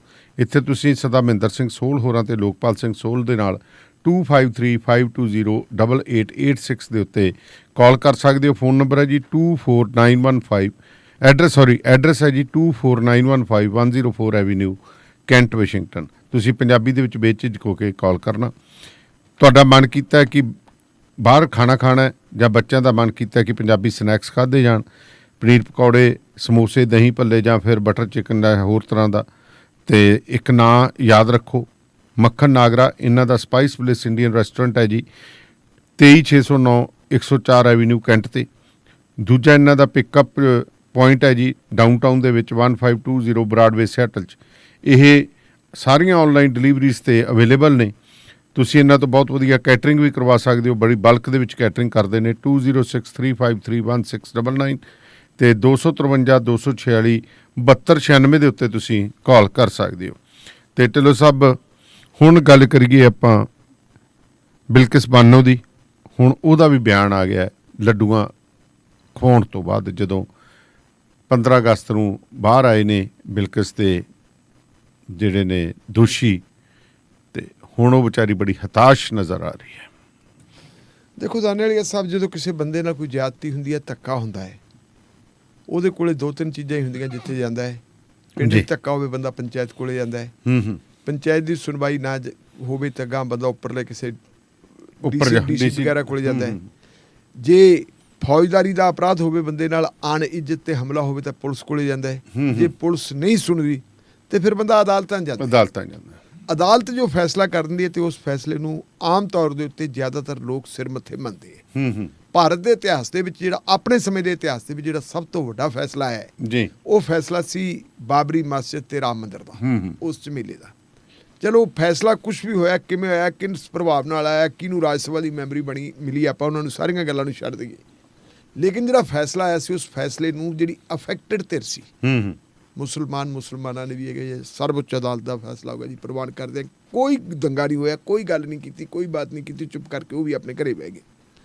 ਇਸੇ ਤਰੀਕੇ ਦੇ ਨਾਲ ਜੇ ਆਪਣੀ ਉਹ ਬੀਬੀ ਦੇਖੀ ਆਪਾਂ, ਜਾਕੀਆ ਜਾਫਰ ਲੜਾਈ, ਉਹ ਵੀ ਲੜਦੀ ਰਹੀ, ਲੇਕਿਨ ਉਹਨੂੰ ਕਿਤੇ ਇਨਸਾਫ ਮਿਲਿਆ, ਕਿਤੇ ਨਹੀਂ ਮਿਲਿਆ, ਕੁਛ ਹੋਇਆ ਨਾ ਹੋਇਆ, ਉਹਨੇ ਵੀ ਕਦੇ ਕੋਈ ਅਜਿਹਾ ਬਿਆਨ ਨਹੀਂ ਦਿੱਤਾ। ਤੇ ਸਾਡੇ ਸਮਿਆਂ 'ਚ ਜੀ ਬਿਲਕਿਸ ਬਾਨੋ ਪਹਿਲੀ ਔਰਤ ਹੈ ਜਿਹੜੀ ਨੇ ਕਿਹਾ ਕਿ ਮੇਰਾ ਹੁਣ ਜੁਡੀਸ਼ਰੀ ਤੋਂ ਵਿਸ਼ਵਾਸ ਉੱਠ ਗਿਆ, ਨਿਆਂ ਪ੍ਰਣਾਲੀ ਤੋਂ ਮੇਰਾ ਵਿਸ਼ਵਾਸ ਉੱਠ ਗਿਆ। ਤੇ ਕਿਉਂ ਕਹਿੰਦੀ ਹੈ ਨਿਆਂ ਪ੍ਰਣਾਲੀ ਤੋਂ ਵਿਸ਼ਵਾਸ ਉੱਠ ਗਿਆ? ਉਹ ਕਹਿੰਦੀ ਵੀ ਅਦਾਲਤਾਂ ਨੇ ਮੈਨੂੰ ਇਨਸਾਫ ਦਵਾਇਆ ਜੀ। ਤੇ ਜਦੋਂ ਨਿਆਂ ਪ੍ਰਣਾਲੀ ਗੱਲ ਕਰਦੇ ਹਾਂ, ਇਕੱਲੀ ਆਪਾਂ ਅਦਾਲਤਾਂ ਨਾਲ ਨਹੀਂ ਗੱਲ ਕਰਦੇ, ਸਾਰੇ ਸਿਸਟਮ ਦੀ ਆ ਜਾਂਦੀ ਹੈ। ਅਸਲ ਦੇ ਵਿੱਚ ਹੋਇਆ ਕੀ ਸੀਗੇ, ਬਿਲਕਿਸ ਬਾਨੋ ਨਾਲ ਜੋ ਕੁਛ ਹੋਇਆ, ਇਹ ਜਦੋਂ ਗੋਧਰਾ ਵਾਲਾ ਕਾਂਡ ਹੋਇਆ, ਉਦੋਂ ਇਹਨਾਂ ਦੇ ਪਿੰਡ ਦੇ ਉੱਤੇ ਇੱਕ ਹਮਲਾ ਹੋਇਆ। ਇਹਨਾਂ ਦੇ ਪਿੰਡ ਦੇ ਵਿੱਚ ਜਿੰਨੇ ਮੁਸਲਮਾਨ ਘਰ ਸੀਗੇ, ਉਹਨਾਂ ਸਾਰੇ ਘਰਾਂ ਦੀ ਤਬਾਹੀ ਕਰਤੀ। ਤੇ ਸਾਰੇ ਮੁਸਲਮਾਨ ਪਰਿਵਾਰ ਇੱਕ ਟਰੱਕ ਦੇ ਵਿੱਚ ਸਵਾਰ ਹੋ ਕੇ ਵੀ ਚਲੋ ਕਿਸੇ ਪਾਸੇ ਸੁਰੱਖਿਅਤ ਜਗ੍ਹਾ ਨੂੰ ਆਪਾਂ ਤੁਰ ਗਏ। ਇਹ ਸੁਰੱਖਿਅਤ ਜਗ੍ਹਾ ਨੂੰ ਜਾ ਰਹੇ ਸੀ ਤੇ ਰਸਤੇ ਦੇ ਵਿੱਚ ਇਹਨਾਂ ਦੀ ਟਰੱਕ ਨੂੰ ਜਿਹੜੇ ਬਲਬਾਕਾਰੀ ਸੀ ਉਹਨਾਂ ਨੇ ਘੇਰ ਲਿਆ। ਘੇਰਨ ਤੋਂ ਬਾਅਦ ਜੀ ਫਿਰ ਜਿਹੜੇ ਹੈਗੇ ਉੱਥੇ ਉਹਨਾਂ ਦੀ ਕੁੱਟਮਾਰ ਕੀਤੀ। ਇਹਨਾਂ ਦੇ ਪਰਿਵਾਰ ਦੇ 14 ਜੀ ਸੀ ਜੀ, ਤੇ 14 ਦੇ ਵਿੱਚੋਂ ਕਹਿੰਦੇ ਆ ਜੀ ਦਰਜਨ ਦੇ ਕਰੀਬ ਲੋਕ ਜਿਹੜੇ ਆ ਉਹ ਮਾਰੇ ਗਏ। ਬਿਲਕੀਸ ਬਾਨੋ ਨੂੰ ਜਿਹੜੇ ਜਰਬਾਣਿਆਂ ਨੇ ਰੇਪ ਕੀਤਾ, ਉਹਦੀ ਮਾਂ ਨੂੰ ਵੀ ਉਹਦੇ ਸਾਹਮਣੇ ਰੇਪ ਕੀਤਾ, ਉਹਦੀਆਂ ਜਿਹੜੀਆਂ ਭੈਣਾਂ ਸੀ ਕਜ਼ਨ ਸਿਸਟਰਸ ਉਹਨਾਂ ਨੂੰ ਵੀ। 3 ਸਾਲ ਦੀ ਉਹਦੀ ਬੱਚੀ ਸੀ ਤੇ ਉਹਨੂੰ ਫੜ ਕੇ ਪਟਕਾ ਕੇ ਮਾਰਿਆ ਧਰਤੀ ਨਾਲ, ਮਾਰਤੀ ਉਹਦਾ ਮਰ ਗਿਆ। ਉਹ ਮਰ ਗਈ ਸੀ ਤੇ ਆਪ ਉਹ 5 ਮਹੀਨਿਆਂ ਦੀ ਉਸ ਵੇਲੇ ਗਰਭਵਤੀ ਸੀ। ਉਹਨੇ ਦੇ ਚਲੋ ਉਹਨੂੰ ਵੀ ਉਹਨਾਂ ਨੇ ਸੋਚਿਆ ਕਿ ਮਰ ਗਈ ਜੀ, ਉਹਨੂੰ ਮਰੀ ਹੋਈ ਸਮਝ ਕੇ ਛੱਡ ਕੇ ਤੇ ਚੱਲ ਗਏ। ਲੇਕਿਨ ਹੋਇਆ ਕੀ, ਜਦੋਂ ਉਹਨੂੰ ਕੁਝ ਸਮੇਂ ਬਾਅਦ ਕੁਝ ਆਪਣੀ ਆਈ ਸੁਰਤ ਆਈ, ਉਹਨੇ ਆਪਣੀ ਹੋਸ਼ ਸੰਭਾਲੀ ਤੇ ਉਸ ਵੇਲੇ ਉਹ ਅਲਫ ਨੰਗੀ ਸੀ ਜੀ। ਚਲੋ ਉਹਨੇ ਕੋਈ ਥੋੜਾ ਬਹੁਤ ਆਪਦਾ ਤਨ ਢੱਕਿਆ ਕਿਸੇ ਚੀਜ਼ ਨਾਲ ਤੇ ਜੰਗਲ ਵਾਲੇ ਪਾਸੇ ਨੂੰ ਚਲੀ ਗਈ। ਅਗਾਂਹ ਜਾ ਕੇ ਉਹ ਪਾਣੀ ਪੀਣ ਲੱਗੀ ਇੱਕ ਨਲਕੇ ਤੋਂ ਜੀ, ਤੇ ਉਹਨੂੰ ਇੱਕ ਆਦਿਵਾਸੀ ਔਰਤ ਮਿਲ ਗਈ ਤੇ ਉਹਨੇ ਕੱਪੜੇ ਵਗੈਰਾ ਦਿੱਤੇ। ਉਹਨੇ ਕੱਪੜੇ ਵਗੈਰਾ ਪਵਾ ਕੇ ਤੇ ਕਿਹਾ ਵੀ ਚੱਲ ਭਾਈ ਤੂੰ ਆਪਦੇ ਥਾਣੇ ਠੱਪੇ ਜਾ। ਉਹ ਥਾਣੇ ਗਈ ਤੇ ਥਾਣੇ ਵਾਲਿਆਂ ਨੇ ਕੋਈ ਕਾਰਵਾਈ ਕਰਨ ਦੀ ਬਜਾਏ ਉਹਨੂੰ ਇੱਕ ਉਹਦੇ 'ਚ ਭੇਜਤਾ ਕੈਂਪ ਦੇ ਵਿੱਚ ਜਾ ਕੇ। ਉਹਦਾ ਹਸਬੈਂਡ ਵੀ ਉੱਥੇ ਸੀ, ਚਲੋ ਉਹਨਾਂ ਦਾ ਮੇਲ ਮਿਲਾਪ ਹੋ ਗਿਆ ਤੇ ਫਿਰ ਲੜਾਈ ਦੀ ਸ਼ੁਰੂਆਤ ਹੁੰਦੀ ਹੈ। ਲੜਾਈ ਸ਼ੁਰੂਆਤ ਹੁੰਦੀ ਹੈ ਤੇ 2000 ਮੇਰੇ ਖਿਆਲ 5-6 ਦੇ ਲਾਗੇ ਜੀ ਜਿਹੜਾ ਉਹਨਾਂ ਦਾ ਮੁਕੱਦਮਾ ਸੀ CBI ਨੇ ਦੇਤਾ ਆਪਣਾ ਮਾਨਯੋਗ ਸੁਪਰੀਮ ਕੋਰਟ ਨੇ। ਤੇ ਸੁਪਰੀਮ ਕੋਰਟ ਨੇ ਮਹਿਸੂਸ ਕੀਤਾ ਕਿ ਇਹਨਾਂ ਨੂੰ ਇੱਥੇ ਇਨਸਾਫ ਨਹੀਂ ਮਿਲ ਸਕਦਾ ਜੀ। ਸੁਪਰੀਮ ਕੋਰਟ ਨੇ ਮੁਕੱਦਮਾ ਟ੍ਰਾਂਸਫਰ ਕਰ ਦਿੱਤਾ ਮਹਾਰਾਸ਼ਟਰ ਬੰਬੇ ਨੂੰ ਕਿ ਇਹ ਮੁਕੱਦਮਾ ਉੱਥੇ ਚੱਲੂਗਾ। ਤੇ ਫਿਰ ਮੁਕੱਦਮਾ ਉੱਥੇ ਚੱਲਿਆ ਜੀ। ਉਸ ਮੁਕੱਦਮੇ ਦਾ ਜਿਹੜਾ ਨਿਪਟਾਰਾ ਹੋਇਆ ਜਦੋਂ 11 ਵਿਅਕਤੀਆਂ ਨੂੰ ਉਮਰ ਕੈਦ ਦੀ ਸਜ਼ਾ ਦੇਤੀ ਜੀ। ਉਹਨਾਂ ਨੂੰ ਉਮਰ ਕੈਦ ਦੀ ਸਜ਼ਾ ਦੇਤੀ। ਹੁਣ ਜਿਹੜੇ ਉਹਨਾਂ ਦੇ ਖਿਲਾਫ ਦੋਸ਼ ਹੈ ਬਲਾਤਕਾਰ ਦੇ ਹੋ ਗਏ, ਕਤਲਾਂ ਦੇ ਹੋ ਗਏ, ਛੋਟੇ ਬੱਚੇ ਨੂੰ ਮਾਰਨ ਦੇ ਹੋ ਗਏ ਜੀ। ਇਹ ਦੋਸ਼ ਹੈ ਤੇ ਦੋਸ਼ ਬੜੇ ਭਿਆਨਕ ਹੈ। ਅਜਿਹੇ ਦੋਸ਼ਾਂ ਦੇ ਵਿੱਚ ਕਿਸੇ ਨੂੰ ਮਾਫੀ ਨਹੀਂ ਮਿਲ ਸਕਦੀ। ਗੱਲ ਆਪਾਂ ਕੱਲ ਵੀ ਕੀਤੀ ਸੀ, ਪਰਸੋਂ ਵੀ ਕੀਤੀ ਸੀ ਕਿ ਪ੍ਰਧਾਨ ਮੰਤਰੀ ਸਾਹਿਬ ਨੇ ਕਿਹਾ ਸੀਗਾ ਜੀ ਆਪਾਂ ਨੂੰ ਔਰਤਾਂ ਦਾ ਸਨਮਾਨ ਭੁੱਲ ਗਿਆ ਤੇ ਆਪਾਂ ਨੂੰ ਔਰਤਾਂ ਦਾ ਸਨਮਾਨ ਕਰਨਾ ਚਾਹੀਦਾ ਹੈ। ਜਦੋਂ ਔਰਤਾਂ ਦੇ ਸਨਮਾਨ ਦੀ ਗੱਲ ਕਰਦੇ ਸੀ ਉਸ ਵੇਲੇ ਦੇ ਜਿਹੜੇ ਦੋਸ਼ੀ ਸੀ ਉਹਨਾਂ ਦੀ ਰਿਹਾਈ ਦੇ ਆਰਡਰ ਹੋ ਗਏ ਜੀ। ਉਹਨਾਂ ਨੂੰ ਫਿਰ ਬਰਫੀਆਂ ਖਵਾਈਆਂ ਜਾ ਰਹੀਆਂ ਤੇ ਫਿਰ ਬੀਬੀਆਂ ਜਾ ਕੇ ਉਹਨਾਂ ਨੂੰ ਟਿੱਕੇ ਲਾਉਂਦੀਆਂ। ਔਰਤਾਂ ਨਾਲ ਬਲਾਤਕਾਰ ਹੁੰਦਾ ਹੈ ਔਰ ਔਰਤਾਂ ਹੀ ਟਿੱਕੇ ਲਾਉਂਦੀਆਂ। ਮੇਰਾ ਖਿਆਲ ਹੈ ਵੀ ਏਦੂ ਦਰਦਨਾਕ ਸੀਨ ਕੋਈ ਹੋਰ ਹੋ ਨਹੀਂ ਸਕਦਾ ਜੀ। ਤੇ ਜਦੋਂ ਇਹ ਸਾਰਾ ਕੁਝ ਕਰ ਦਿੱਤਾ, ਅੱਜ ਜਿਸ ਜੱਜ ਨੇ ਫੈਸਲਾ ਕੀਤਾ ਸੀ ਉਹ ਜੱਜ ਦਾ ਵੀ ਬਿਆਨ ਆ ਗਿਆ। ਅੱਛਾ ਜੀ। ਉਹ ਜੱਜ ਵੀ ਕਹਿੰਦਾ ਵੀ ਮੇਰੇ ਖਿਆਲ ਮੁਤਾਬਕ ਜਿਹੜਾ ਇਹਨਾਂ ਨੂੰ ਛੱਡਿਆ ਉਹ ਨਹੀਂ ਛੱਡਣਾ ਚਾਹੀਦਾ ਸੀ। ਇਹ ਛੱਡੇ ਨਹੀਂ ਜਾ ਸਕਦੇ। ਬੜਾ ਅਪਰਾਧ ਬੜਾ ਭਿਆਨਕ ਹੈ। ਕੱਲ ਨੂੰ ਤਾਂ ਫਿਰ ਡੇਰੇ ਸਰਸੇ ਵਾਲੇ ਨੂੰ ਹੀ ਸੱਦ ਦੇਣ। ਹਾਂ, ਕੁਝ ਕਿਸੇ ਨੂੰ ਵੀ ਛੱਡਿਆ ਜਾ ਸਕਦਾ। ਉਹ ਸਾਰਾ ਕੁਝ ਹੋ ਗਿਆ। ਉਹਨੇ ਕਿਹਾ ਕਿ ਜੀ ਸਾਡੀ ਸੁਰੱਖਿਆ ਦਾ ਪ੍ਰਬੰਧ ਕੀਤੇ ਤੋਂ ਬਗੈਰ ਅਸੀਂ ਜ਼ਿੰਦਗੀ ਜਿਉਵਾਂਗੇ ਕਿਵੇਂ। ਪਹਿਲੀ ਗੱਲ ਤਾਂ ਉਹ ਕਹਿੰਦੇ ਵੀ ਮੈਂ ਵੈਸੇ ਹੀ ਮਰਿਆ ਵਰਗੀ ਹਾਂ ਤੇ ਹੁਣ ਮੈਂ ਇਹਨਾਂ ਹਾਲਾਤਾਂ ਦੇ ਵਿੱਚ ਜਦੋਂ ਮੇਰਾ ਕੋਈ ਬਾਂਹ ਫੜਨ ਵਾਲਾ ਹੀ ਹੈ ਨਹੀਂ, ਇਹ ਲੋਕ ਬਾਹਰ ਆ ਗਏ ਤੇ ਕੱਲ ਸਾਡੇ ਲਈ ਇਹ ਹੋਰ ਖਤਰਾ ਪੈਦਾ ਕਰ ਸਕਦੇ ਹੈ। ਇਸ ਕਰਕੇ ਕਹਿੰਦੀ ਭਾਰਤ ਦੀ ਨਿਆਂ ਪ੍ਰਣਾਲੀ ਤੋਂ ਮੇਰਾ ਵਿਸ਼ਵਾਸ ਉੱਠ ਗਿਆ। ਤੇ ਦਾਨੇਵਾਲੀਆ ਸਾਹਿਬ ਜਦੋਂ ਕੋਈ ਨਾਗਰਿਕ ਭਾਰਤ ਦਾ 75 ਵਰ੍ਹਿਆਂ ਤੋਂ ਬਾਅਦ ਇਹ ਗੱਲ ਕਰਮ ਆਜ਼ਾਦੀ ਦਾ ਬੜਾ ਕਵੇ ਤੇ ਕਹਿੰਦਾ ਜੀ ਮੇਰਾ ਇਨਸਾਫ ਪ੍ਰਣਾਲੀ ਤੋਂ ਯਕੀਨ ਉੱਠ ਗਿਆ, ਭਰੋਸਾ ਉੱਠ ਗਿਆ। ਤੇ ਮੇਰਾ ਖਿਆਲ ਸਾਡੇ ਉਹਨਾਂ ਪ੍ਰਭੂਆਂ ਨੂੰ ਸੋਚਣਾ ਚਾਹੀਦਾ ਜਿਹੜੇ ਕਹਿੰਦੇ ਆਜ਼ਾਦ ਭਾਰਤ। ਮੈਂ ਕੱਲ ਸੁਣ ਰਿਹਾ ਸੀ ਇੱਕ ਇੰਟਰਵਿਊ ਜੀ, ਇੱਕ ਵਾਰਤਾ ਸੁਣ ਰਿਹਾ ਸੀ ਮੈਂ ਆਰਫਾ ਖਾਨਮ ਸ਼ੇਰਵਾਨੀ ਦਾ ਜੀ। ਉਹਨੇ ਇੱਕ ਬਹੁਤ ਵਧੀਆ ਨਾਂ ਦਿੱਤਾ ਹੈ। ਉਹਨੇ ਕਿਹਾ ਇਹਨੂੰ ਰਿਪਬਲਿਕ ਆਫ ਅਨਜਸਟਿਸ। ਅੱਛਾ, ਰਿਪਬਲਿਕ ਆਫ ਅਨਜਸਟਿਸ। ਹਾਂਜੀ, ਭਾਰਤ ਨੂੰ ਰਿਪਬਲਿਕ ਆਫ ਅਨਜਸਟਿਸ ਦਾ ਮਤਲਬ ਇੱਕ ਖਿਤਾਬ ਮਿਲਿਆ 75 ਵਰ੍ਹੇ ਜਦੋਂ ਆਜ਼ਾਦੀ ਦੇ ਪੂਰੇ ਹੋ ਗਏ। ਮੇਰਾ ਖਿਆਲ ਹੈ ਵੀ ਇਦੋਂ ਬਾਅਦ ਹੋਰ ਕੁਝ ਕਿਹਾ ਨਹੀਂ ਜਾ ਸਕਦਾ ਜੀ। ਤੇ ਹੁਣ ਢਿੱਲੋਂ ਸਾਹਿਬ ਵੋਟਾਂ ਦਾ ਵਾਧਾ ਤਾਂ ਅਸੀਂ ਕਹਿੰਦੇ ਹਾਂ ਕਿ ਵੋਟਾਂ ਜੇ ਕਿਤੇ ਵੱਧਦੀਆਂ ਤਾਂ ਅਸੀਂ ਕਹਿੰਦੇ ਕਿ ਸਾਡਾ ਲੋਕਤੰਤਰ ਦੇ ਵਿੱਚ ਵਿਸ਼ਵਾਸ ਪੈਦਾ ਹੋ ਗਿਆ, ਵੀ ਲੋਕਾਂ ਦਾ ਵਿਸ਼ਵਾਸ ਪੈਦਾ ਹੋ ਗਿਆ। ਪਰ ਜੰਮੂ ਕਸ਼ਮੀਰ ਦੀ ਇੱਕ ਨੇਤਾ ਬਿਆਨ ਕਹਿੰਦੀ ਹੈ ਕਿ ਜਿਹੜੀਆਂ 25 ਲੱਖ ਵੋਟਾਂ ਦਾ ਵਾਧਾ ਹੋਇਆ ਜੰਮੂ ਕਸ਼ਮੀਰ 'ਚ, ਉਹ ਕਹਿੰਦੇ ਭਾਰਤੀ ਲੋਕਤੰਤਰ ਦੇ ਕਫਨ 'ਚ ਆਖਰੀ ਕਿਲ ਸਾਬਤ ਹੋਏਗਾ। ਕਿਉਂਕਿ ਹੈ ਇਹ ਬੀਬੀ ਮਹਿਬੂਬਾ ਮੁਫਤੀ ਹੈ ਜੀ, ਜਿਹੜੀ ਸਾਬਕਾ ਮੁੱਖ ਮੰਤਰੀ ਹੈ। ਔਰ ਮਹਿਬੂਬਾ ਮੁਫਤੀ ਦਾ ਬਾਪ ਜੀ ਪੁਰਾਣਾ ਕਾਂਗਰਸੀ ਸੀ, ਲੇਕਿਨ ਜਦੋਂ ਗੈਰ ਕਾਂਗਰਸੀ ਇੱਕ ਸਰਕਾਰ ਬਣੀ ਸੀਗੀ ਉਹਦੇ ਵਿੱਚ ਇਹ ਬੰਦਾ ਗ੍ਰਹਿ ਮੰਤਰੀ ਸੀ ਭਾਰਤ ਸਰਕਾਰ ਦਾ। ਔਰ ਬਾਅਦ ਦੇ ਵਿੱਚ ਮਹਿਬੂਬਾ ਮੁਫਤੀ ਦੇ ਬਾਪ ਨੇ ਤੇ ਮਹਿਬੂਬਾ ਨੇ ਦੋਨਾਂ ਨੇ ਮਿਲ ਕੇ ਇੱਕ ਆਪਦੀ ਅਲੱਗ ਪਾਰਟੀ ਬਣਾ ਲਈ ਸੀ, PDP। ਹਾਂ, ਪੀਪਲਜ਼ ਡੈਮੋਕ੍ਰੈਟਿਕ ਪਾਰਟੀ। ਤੇ ਪੀਪਲਜ਼ ਡੈਮੋਕ੍ਰੈਟਿਕ ਪਾਰਟੀ ਨੇ ਬੀਜੇਪੀ ਨਾਲ ਹੀ ਸਮਝੌਤਾ ਕੀਤਾ ਸੀ। ਉਹਦੀ ਵੀ ਮੈਂ ਇੱਕ ਲੰਬੀ ਵਾਰਤਾ ਸੁਣੀ ਸੀ ਤੇ ਉਹ ਕਹਿੰਦੀ ਸੀ ਵੀ ਸਾਨੂੰ ਸਮਝੌਤਾ ਇਸ ਕਰਕੇ ਕਰਨਾ ਪਿਆ ਜੀ ਕਿਉਂਕਿ ਜੋ ਅਟਲ ਬਿਹਾਰੀ ਵਾਜਪਾਈ ਦਾ ਨਜ਼ਰੀਆ ਸੀ ਕਿ ਕਸ਼ਮੀਰੀਅਤ ਨੂੰ ਬਚਾਓ, ਜੀ ਸਾਨੂੰ ਇਹ ਸੀ ਕਿ ਇਹ ਉਸੇ ਜਿਹੜਾ ਹੈਗਾ ਵਿਰਸਾ ਅਟਲ ਬਿਹਾਰੀ ਵਾਜਪਾਈ ਦਾ ਉਹਨੂੰ ਗਾਂ ਤੋੜਨਗੇ। ਸਾਨੂੰ ਨਹੀਂ ਇਹ ਪਤਾ ਸੀ ਕਿ ਇਹ ਕੁਛ ਕਰਨਗੇ। ਖੈਰ ਹੋਇਆ ਹੈ ਕਿ ਹੁਣ ਜੰਮੂ ਕਸ਼ਮੀਰ ਦਾ ਜਿਹੜਾ ਵਿਸ਼ੇਸ਼ ਦਰਜਾ ਸੀ ਉਹ ਖਤਮ ਹੋ ਗਿਆ, ਧਾਰਾ 35 ਇਹ ਖਤਮ ਹੋ ਗਈ। ਇਸ ਵੇਲੇ ਉੱਥੇ ਵੋਟਰ ਸੂਚੀਆਂ ਦੀ ਸੁਧਾਈ ਹੋ ਰਹੀ ਹੈ। ਅੱਛਾ ਜੀ। ਤੇ ਅਗਲੇ ਕੁਝ ਮਹੀਨਿਆਂ ਦੇ ਵਿੱਚ ਉੱਥੇ ਚੋਣਾਂ ਹੋਣ ਦੇ ਆਸਾਰ ਹੈ ਔਰ ਉਹ ਚੋਣਾਂ ਹੋਣ ਦੇ ਆਸਾਰ ਹੈ। ਤੇ ਉਹਦੇ ਵਿੱਚੋਂ ਗੱਲ ਉੱਭਰ ਕੇ ਕੀ ਆ ਰਹੀ ਹੈ? ਉੱਭਰ ਕੇ ਗੱਲ ਇਹ ਆ ਰਹੀ ਹੈ ਕਿ 25 ਲੱਖ ਵੋਟਾਂ ਉੱਥੇ ਨਵੀਆਂ ਬਣ ਰਹੀਆਂ। ਅੱਛਾ, ਸਾਰੇ ਜੰਮੂ ਕਸ਼ਮੀਰ 'ਚ ਔਰ 25 ਲੱਖ ਵੋਟਾਂ ਬਣ ਕਿਹਦੀਆਂ ਰਹੀਆਂ? ਇਹ ਗੈਰ ਵਸਨੀਕਾਂ ਦੀਆਂ। ਅੱਛਾ ਜੀ। ਜਿਹੜੇ ਤਾਂ ਮੂਲ ਵਸਨੀਕ ਸੀ, ਪਹਿਲਾਂ ਜਿਹੜੀ ਧਾਰਾ 35 ਦੇ ਤਹਿਤ ਇਹ ਕੀਤੀ ਸੀ ਕਿ ਕਸ਼ਮੀਰ ਦੇ ਵਿੱਚ ਮੂਲ ਨਿਵਾਸੀ ਕਿਸੇ ਗੈਰ ਕਸ਼ਮੀਰੀ ਦੀ ਵੋਟ ਨਹੀਂ ਬਣ ਸਕਦੀ। ਉਹਨਾਂ ਨੇ ਧਾਰਾ 35 ਇਹ ਖਤਮ ਕਰਕੇ ਤੇ ਕੀਤਾ ਕੀ ਹੈ ਕਿ ਜੀ ਇਹਦੇ ਵਿੱਚ ਆਰਮੀ ਦੀਆਂ ਵੀ ਵੋਟਾਂ ਬਣਨਗੀਆਂ। ਅੱਛਾ ਜੀ। ਪਾਰਾਮਿਲਟਰੀ ਫੋਰਸਸ ਦੀਆਂ ਵੀ ਵੋਟਾਂ ਬਣਨਗੀਆਂ। ਪ੍ਰਬੰਧ ਇਹ ਜੀ ਤੁਸੀਂ ਭਾਵੇਂ 5 ਦਿਨ ਪਹਿਲਾਂ ਕਿਸੇ ਸੂਬੇ ਦੇ ਵਿੱਚ ਆਏ ਹੋ, ਜੇ ਤੁਹਾਡੇ ਕੋਲ ਰਿਹਾਇਸ਼ ਦਾ ਪ੍ਰਮਾਣ ਹੈਗਾ ਤਾਂ ਕਿਰਾਏਨਾਮਾ ਹੈਗਾ ਤੁਹਾਨੂੰ, ਹਾਂ ਕਿਰਾਏਨਾਮਾ ਹੈਗਾ। ਹੁਣ ਆਰਮੀ ਕੋਲੇ ਤਾਂ ਇਹ ਵੀ ਸਾਡੀ ਪੋਸਟਿੰਗ ਹੋ ਗਈ, ਉਹ ਉੱਥੇ ਆ ਕੇ ਆਪਣਾ ਵੋਟ ਬਣਾ ਸਕਦੀ ਹੈ। ਤੇ ਜਦੋਂ ਆਰਮੀ ਦੀਆਂ 25 ਲੱਖ ਵੋਟਾਂ ਜਾਂ 25 ਲੱਖ 30 ਲੱਖ ਜੋ ਵੀ ਹੈ, ਜਾਂ ਪਾਰਾਮਿਲਟਰੀ ਫੋਰਸਸ ਦੀਆਂ ਜਾਂ ਜਿਹੜੇ ਹੋਰ ਉੱਥੇ ਲੋਕ ਕੰਮ ਕਰਦੇ ਆ ਉਹਨਾਂ ਦੀਆਂ ਉਹ ਵੋਟਾਂ ਬਣਨਗੀਆਂ ਤੇ ਉਹ ਵੋਟਾਂ ਜੇ ਆਪਾਂ ਕਹਾਂਗੇ ਵੀ PDP ਨੂੰ ਪੈਣਗੀਆਂ ਜਾਂ ਉਹ ਨੈਸ਼ਨਲ ਕਾਨਫਰੰਸ ਨੂੰ ਪੈਣਗੀਆਂ, ਨਹੀਂ ਪੈਣਗੀਆਂ ਉਹ ਨੈਸ਼ਨਲ ਪਾਰਟੀਆਂ ਨੂੰ ਪੈਣਗੀਆਂ, ਜਾਂ ਤਾਂ ਉਹ ਕਾਂਗਰਸ ਨੂੰ ਪੈਣਗੀਆਂ ਜਾਂ BJP ਨੂੰ ਪਊਗੀਆਂ। ਕਾਂਗਰਸ ਪਾਰਟੀ ਇਸ ਵੇਲੇ ਮਰ ਰਹੀ ਹੈ, ਉਹ ਪੈਣਗੀਆਂ BJP ਨੂੰ। ਤਾਂ BJP ਨੂੰ ਪੈਣ ਦਾ ਮਤਲਬ ਫਿਰ ਕੀ ਹੋਊਗਾ ਕਿ ਉੱਥੇ ਜਿਹੜੀ ਸਥਾਨਕ ਲੋਕਾਂ ਦੀ ਵਿਲ ਦੇ ਉਲਟ ਇੱਕ ਸਰਕਾਰ ਬਣੂਗੀ। ਉਹ ਸਰਕਾਰ ਕਿੰਨੀ ਕੁ ਪਾਏਦਾਰ ਹੋਊਗੀ? ਜਿੱਥੇ ਬੇਗਾਨਗੀ ਦੀ ਭਾਵਨਾ ਲੋਕਾਂ 'ਚ ਪਹਿਲਾਂ ਹੀ ਪੈਦਾ ਹੋਈ ਵੀ, ਉੱਥੇ law and order the problem ਵੀ ਬਣੂਗੀ। ਇਸੇ ਕਰਕੇ ਮਹਿਬੂਬਾ ਨੇ ਕਿਹਾ ਹੈ ਕਿ ਇਹ ਜਿਹੜਾ ਹੈਗਾ ਆਖਰੀ ਕਿੱਲ ਹੋਊਗਾ ਲੋਕਤੰਤਰ ਦੇ ਕਫਨ ਦੇ ਵਿੱਚ, ਆਖਰੀ ਕਿੱਲ ਸਾਬਤ ਹੋਊ। ਕਿਉਂਕਿ ਫਿਰ ਲੋਕਤੰਤਰ ਵਾਲੀ ਤਾਂ ਗੱਲ ਰਹਿਣੀ ਨਹੀਂ। ਬਿਲਕੁਲ। ਕਈ ਵਾਰੀ ਆਪਾਂ ਸਰਕਾਰਾਂ ਦੇਖ ਲੈਂਦੇ, ਬਣ ਜਾਂਦੀਆਂ ਸਰਕਾਰਾਂ ਬਣ ਜਾਂਦੀਆਂ ਸੀਗੀ ਸਰਕਾਰ, ਪਰ ਉਹ ਸਰਕਾਰ ਨੂੰ ਜੇ ਆਪਾਂ ਕਹਾਂਗੇ ਇੱਕ ਡੈਮੋਕ੍ਰੈਟਿਕ ਸਰਕਾਰ ਆ, ਲੋਕਤੰਤਰਕ ਸਰਕਾਰ ਆ, ਉਹ ਸਰਕਾਰ ਨਹੀਂ ਹੁੰਦੀ। ਉਹਨੇ ਫਿਰ ਬੇਨਤੀ ਕੀਤੀ ਸੀ ਕਿ ਮੈਂ ਫਾਰੂਕ ਅਬਦੁੱਲਾ ਨੂੰ ਕਹਿੰਦੀ ਕਿ ਫਾਰੂਕ ਅਬਦੁੱਲਾ ਦਾ ਕੱਦ ਕਾਠ ਬਹੁਤ ਉੱਚਾ ਹੈ, ਉਹਦੇ ਕੋਲ ਵਿਰਸਾ ਵੀ ਹੈਗਾ ਸ਼ੇਖ ਅਬਦੁੱਲਾ ਦਾ, ਔਰ ਉਹਨੂੰ ਆਪਾਂ ਜੇ ਕਹਾਂਗੇ ਤਾਂ ਉਹ ਇੱਕ ਨੈਸ਼ਨਲਿਸਟ ਮਤਲਬ ਜਿਹੜਾ ਹੈਗੇ ਹੈ ਕਸ਼ਮੀਰੀ ਹੈ। ਉਹਨੂੰ ਨੇ ਕਿਹਾ ਕਿ ਮੈਂ ਬੇਨਤੀ ਕਰਦੀ ਹਾਂ ਕਿ ਤੁਸੀਂ ਕਿਰਪਾ ਕਰਕੇ ਇਸ ਮਾਮਲੇ 'ਚ ਪਹਿਲ ਕਦਮੀ ਕਰੋ ਤੇ ਉਹਨਾਂ ਪਾਰਟੀਆਂ ਨੂੰ ਜਿਨ੍ਹਾਂ ਪਾਰਟੀਆਂ ਦੇ ਨਾਲ ਸਾਡੇ ਸੰਬੰਧ ਭਾਵੇਂ ਨਹੀਂ ਚੰਗੇ ਹੈਗੇ ਪਰ ਉਹ ਲੋਕਤੰਤਰ ਦੇ ਵਿੱਚ ਵਿਸ਼ਵਾਸ ਰੱਖਦੇ, ਇੱਕ ਆਲ ਪਾਰਟੀ ਮੀਟਿੰਗ ਬੁਲਾਓ।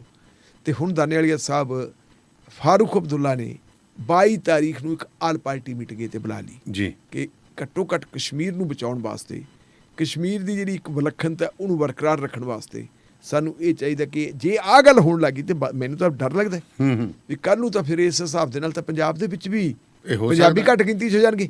ਮੈਂ ਸਿੱਖ ਨਹੀਂ ਕਹਿੰਦਾ, ਮੈਂ ਕਹਿੰਦਾ ਪੰਜਾਬੀ ਘੱਟ ਗਿਣਤੀ 'ਚ ਹੋ ਜਾਣਗੇ। ਫਿਰ ਬਣੂਗਾ ਕੀ?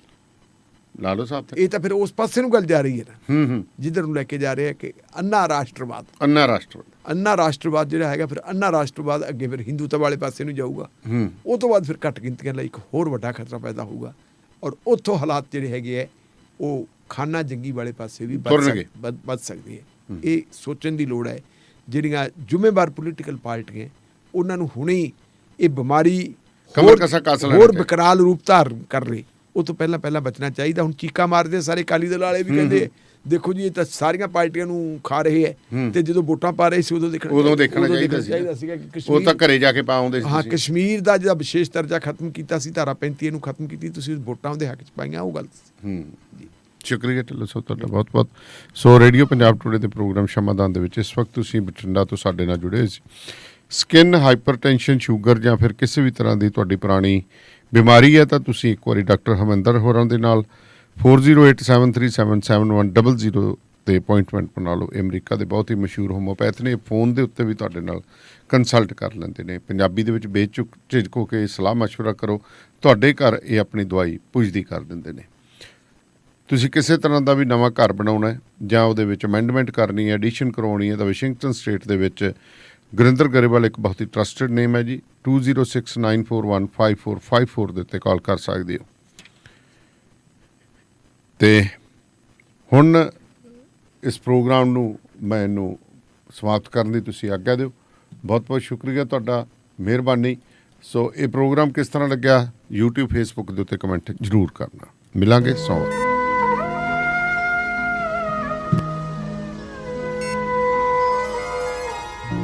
ਸ਼ਮਾਦਾਨ।